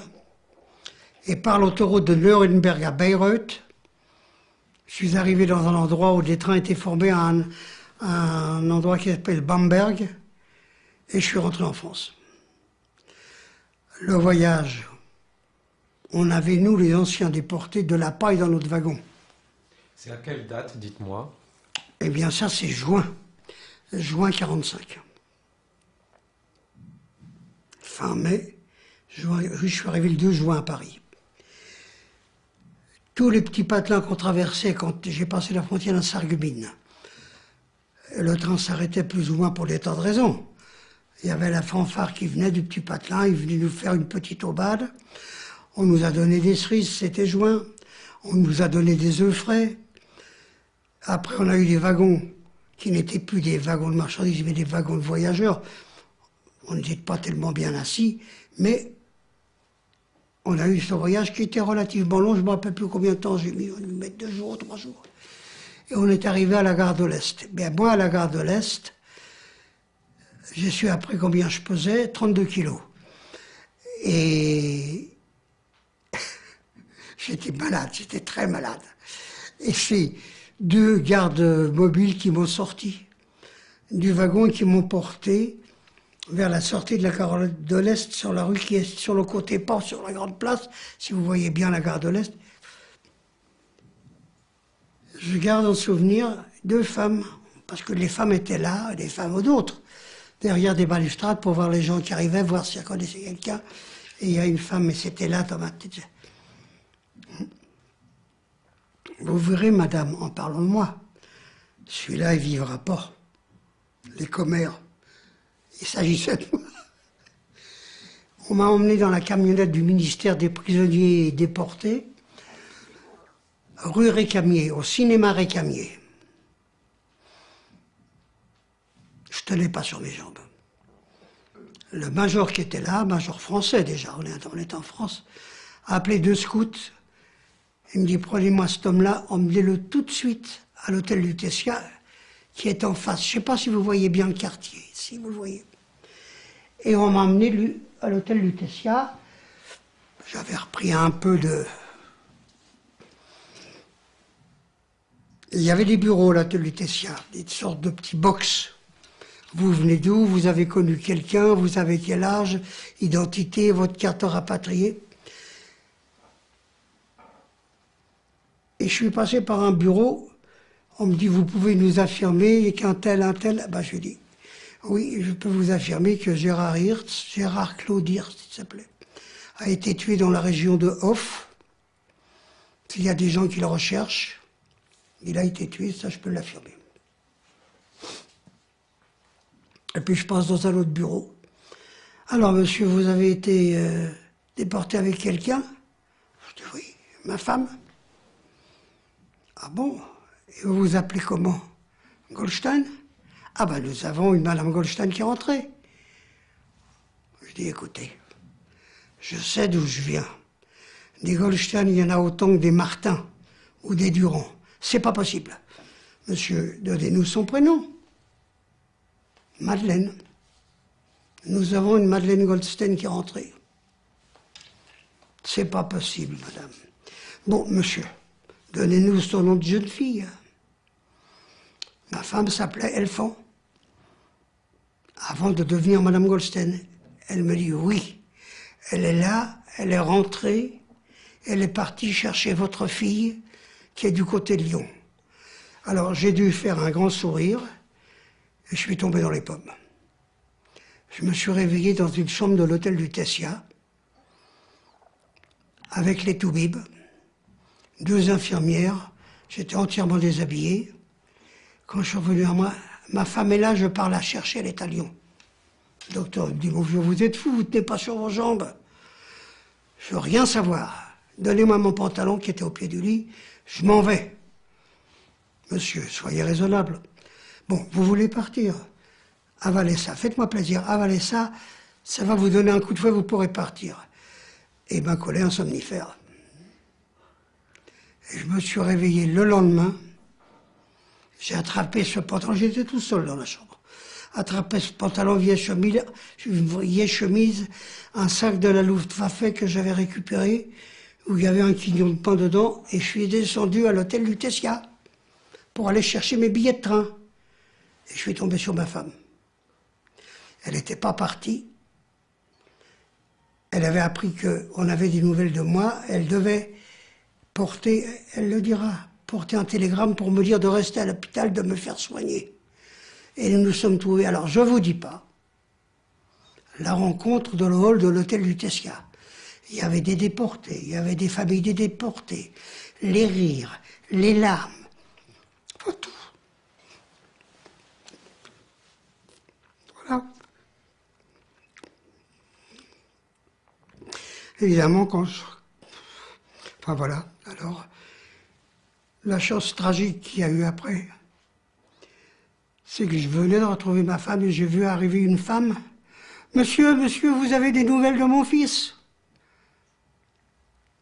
Moi, j'avais donné ça au bureau en disant qu'il était mort. Et moi, j'étais... Oh, j'ai dit, oui, madame Gérard, oui, il est mort à tel endroit. Oh! C'est con, il n'y a pas d'autre mot. Du bureau avait dit à cette malheureuse femme qu'on avait des nouvelles de son fils, sans lui annoncer ce que j'avais dit moi. Et cette pauvre femme, en larmes, effondrée, moi qui ne tenais pas debout, qui était mec comme un coucou, ma femme qui était gonflée, qui était pleine d'œdème, parce qu'elle, c'était le contraire. Et nous qui partions pour la gare de Lyon pour aller récupérer notre gosse qui avait été caché par les copains du maquis, ça c'est encore une autre histoire. Et elle nous a pas lâchés jusqu'à la gare de Lyon. Mais comment il est mort? Comment il était habillé? Mais je lui ai dit, il avait un béret, une veste grise, un pantalon bleu de travail. Tout ce que j'ai pu lui dire, mais j'étais fou. Et ces gens qui, au lieu de dire à cette femme tout de suite, ils m'ont laissé à moi. Ils ont dit, monsieur, ce monsieur-là, il sait que... Ben voilà. Et ben je crois que là, vous savez à peu près tout. On peut encore avoir d'autres anecdotes, mais je crois que ça prendra encore beaucoup de temps. En fait, on avait laissé votre famille dans ce 6e étage Alors, du ça aussi, 18e c'est et vous le ne m'avez miracle. pas parlé de vos parents. Ça aussi, c'est le miracle. Je crois que je vous l'ai dit déjà, qu'on n'y avait pas touché.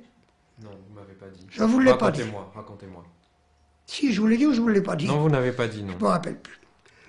Ils habitaient au 113 de la rue d'Orémont,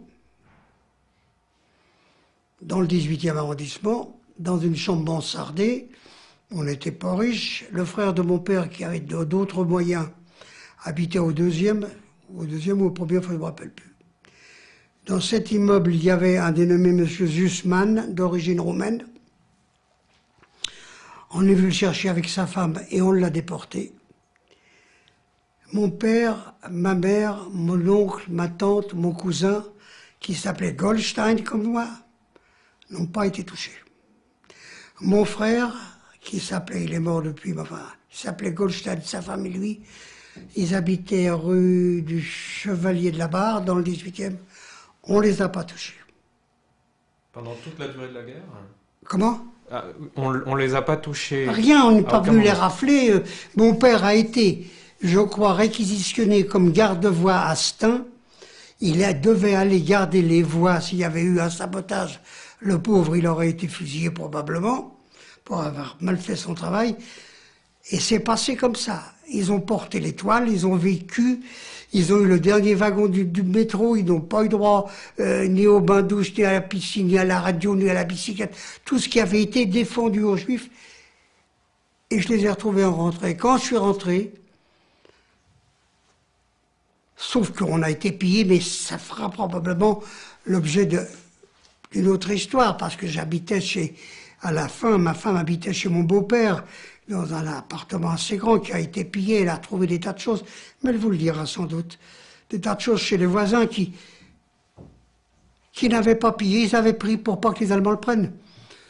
Et j'ai pratiquement tout retrouvé, sauf une mémoire que j'ai maintenant, puisque j'ai eu très rapidement mes parents en charge. Mon père était atteint de la maladie de Parkinson. Ma mère, mon frère était un gagne petit. Il a fallu tout de suite que ma femme et moi, on subsidienne un peu à leurs besoins. Après, quand ça a été un peu mieux pour moi, ça a été mieux pour eux. Enfin, voilà. Disons que, par contre, j'ai la sœur de ma mère qui habitait Puteaux. Elle a été enlevée et déportée avec son mari, elle, sur un brancard. Elle était paralysée. La sœur de ma mère. Une autre de ses sœurs qui était là, on n'y a pas touché, elle est passée au travers. Il est certain que si la guerre avait duré encore un peu plus longtemps, tout le monde y passait. Alors je ne sais pas, des gens appellent ça un miracle, mais pour moi le miracle n'est pas là, le miracle aurait été que beaucoup d'entre nous reviennent, et non pas les deux miraculés que nous sommes, ma femme et moi, et quelques camarades, puisque il est prouvé maintenant que sur les déportés, qu'on peut dire non raciaux, ils sont rentrés à 25%, et sur les ratios, on est rentré à 2,3%, je crois. Alors, en 1945, des 1004 déportés qui sont dans le convoi 72, à la première sélection à Auschwitz, il reste 48 hommes et 52 femmes, c'est ça? C'est ça. Et en 1945, combien rentrent? Je crois qu'on est rentré à 23. Je crois, mais ça je sais pas, puisqu'on a fondé, enfin pas moi, on a fondé une amicale où tous les gars qui étaient de Buna Monowitz se sont rassemblés, et des commandos à côté comme Yavichowitz, comme Blechhammer, comme tous ces commandos qui dépendaient. Alors on a formé une amicale, et maintenant, il n'y a plus grand monde. 60 ans après. Les comptes que Klarsfeld a fait, et on sait que Klarsfeld a fait, comme vous l'avez dit, un travail extrêmement méticuleux Oui. et très pointu qui fait référence aujourd'hui, dit qu'en 1945, il reste 12 hommes et 38 femmes sur ces 1004 C'est possible. personnes. C'est possible. Là, vous savez, quand on s'est retrouvés dans les amicales, on ne s'est pas compté, on ne pensait pas à ça. Et il s'est dressé une liste, et puis on est content de se revoir. On avait de temps en temps des réunions et des petits banquets et puis chaque fois, il en manquait. Je vous dis, vous connaissez Charles Palan? Ça me dit quelque chose. Oui, c'était lui le patron de notre amicale. Oui. Bon, il a été patron d'autre chose, mais enfin, c'est ça, c'est... Comment s'appelle votre amicale alors? Elle s'appelait l'amicale de Boulin-Bonowitz, mais elle n'existe plus. Elle est refondue dans l'amicale d'Auschwitz en général, qui est... voilà. C'est la beauté. Elle n'est pas rue, non, elle n'est pas rue de Turenne. Oh, l'Est amical, mais j'y vais régulièrement. Ah, boulevard Beaumarchais. C'est l'amicale d'Auschwitz et enfin, tous ceux qui restent, on est très peu. Alors, on va peut-être parler un petit peu quand même pour clore cette séance, si vous êtes d'accord, hein, Ah, ben je si suis vous n'êtes pas d'accord. trop Je vous dis, fatigué ou... vous savez, c'est de votre faute si je rate mon rendez-vous. Mais comme Non, non, non, j'ai mais encore 2h30 pour aller à l'hôpital, alors on peut y aller. on peut encore parler quelques dizaines de minutes, peut-être Je une vous en vingtaine de prie. minutes maximum. Qu'est-ce que vous voulez savoir? Il est Quelles sont les étapes? Parce que vous êtes dans un état physique extrêmement fragile, extrêmement Ah oui, précaire. alors là, ça va prendre plus de 10 minutes parce qu'il y avait des tas de gens qui voulaient accueillir des déportés pour qu'ils se refassent une santé. Nous avons été accueillis par le maire de l'Alva d'Ardèche qui nous a gardés un mois. En un mois, j'ai grossi de 35 kilos. Et ensuite, je ne me rappelle plus quel métier j'ai essayé de faire. Oui, je suis retourné aussi essayer de travailler à la bourse. Je n'ai pas continué parce qu'au bout d'un mois, je ne tournais pas assez vite.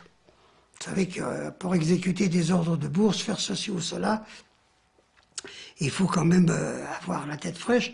Alors j'ai fait 36 métiers, 36 misères, j'ai été vendeur, j'ai été marchand forain, j'ai surtout été vendeur dans des magasins de détail, de vêtements. Et puis ensuite je me suis mis dans une affaire, enfin on m'a pris dans une affaire de gros, et qui a fini cette affaire pour devenir la mienne au bout d'un certain temps, jusqu'au moment où j'ai décidé de prendre la retraite.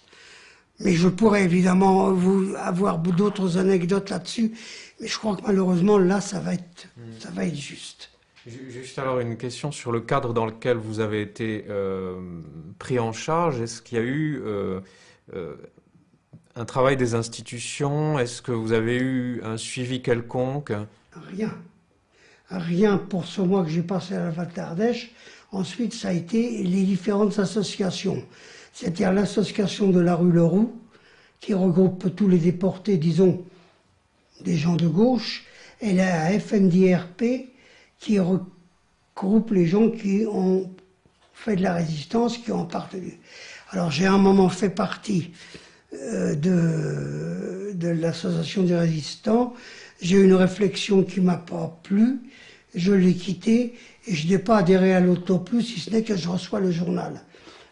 J'ai milité dans rien. Mais je vais vous dire, je crois vous l'avoir dit, il a fallu vraiment très rapidement que j'essaye de m'occuper de mes parents. Ça a été un impératif, il a fallu que je le fasse. Alors peut-être mon ultime question, si vous Oui, permettez, oui. c'est à partir de quand vous avez pu commencer à parler de ce qui s'était passé et à qui? Je crois qu'on s'est décidé de retourner à Auschwitz pour le 50e anniversaire. Et avant, on en parlait, même dans les amicales, très rarement entre nous. On ne déballait pas tout ce que je viens de vous raconter aujourd'hui. Oui, il y avait des épisodes où entre... Tiens, t'étais là, ça arrivait, t'étais dans tel commode. Ça n'allait pas très loin. C'était la joie de se retrouver entre copains, mais il n'y avait pas ce grand déballage qui est des années après. Si, bien sûr, j'ai parlé avec ma femme. Bien sûr, mais enfin, très rapidement, l'enfant que nous avons retrouvé, elle s'est malheureusement tuée en montagne, à l'âge de 17 ans. Nous en avions une autre, qui avait 1 an à ce moment-là, qui est là maintenant, qui a 48 ans maintenant. Celle-là, la déportation, je ne dis pas qu'elle est indifférente, mais mes petites filles, c'est-à-dire ses filles à elles, ça a sauté une génération. Elles sont très intéressées. À telle enseigne que l'aînée, qui a 20 ans, a décidé sans nous en parler de faire un pèlerinage à Auschwitz. Merci infiniment. C'est l'heure, hein, c'est l'heure pour moi. Écoutez, je suis tout disposé éventuellement.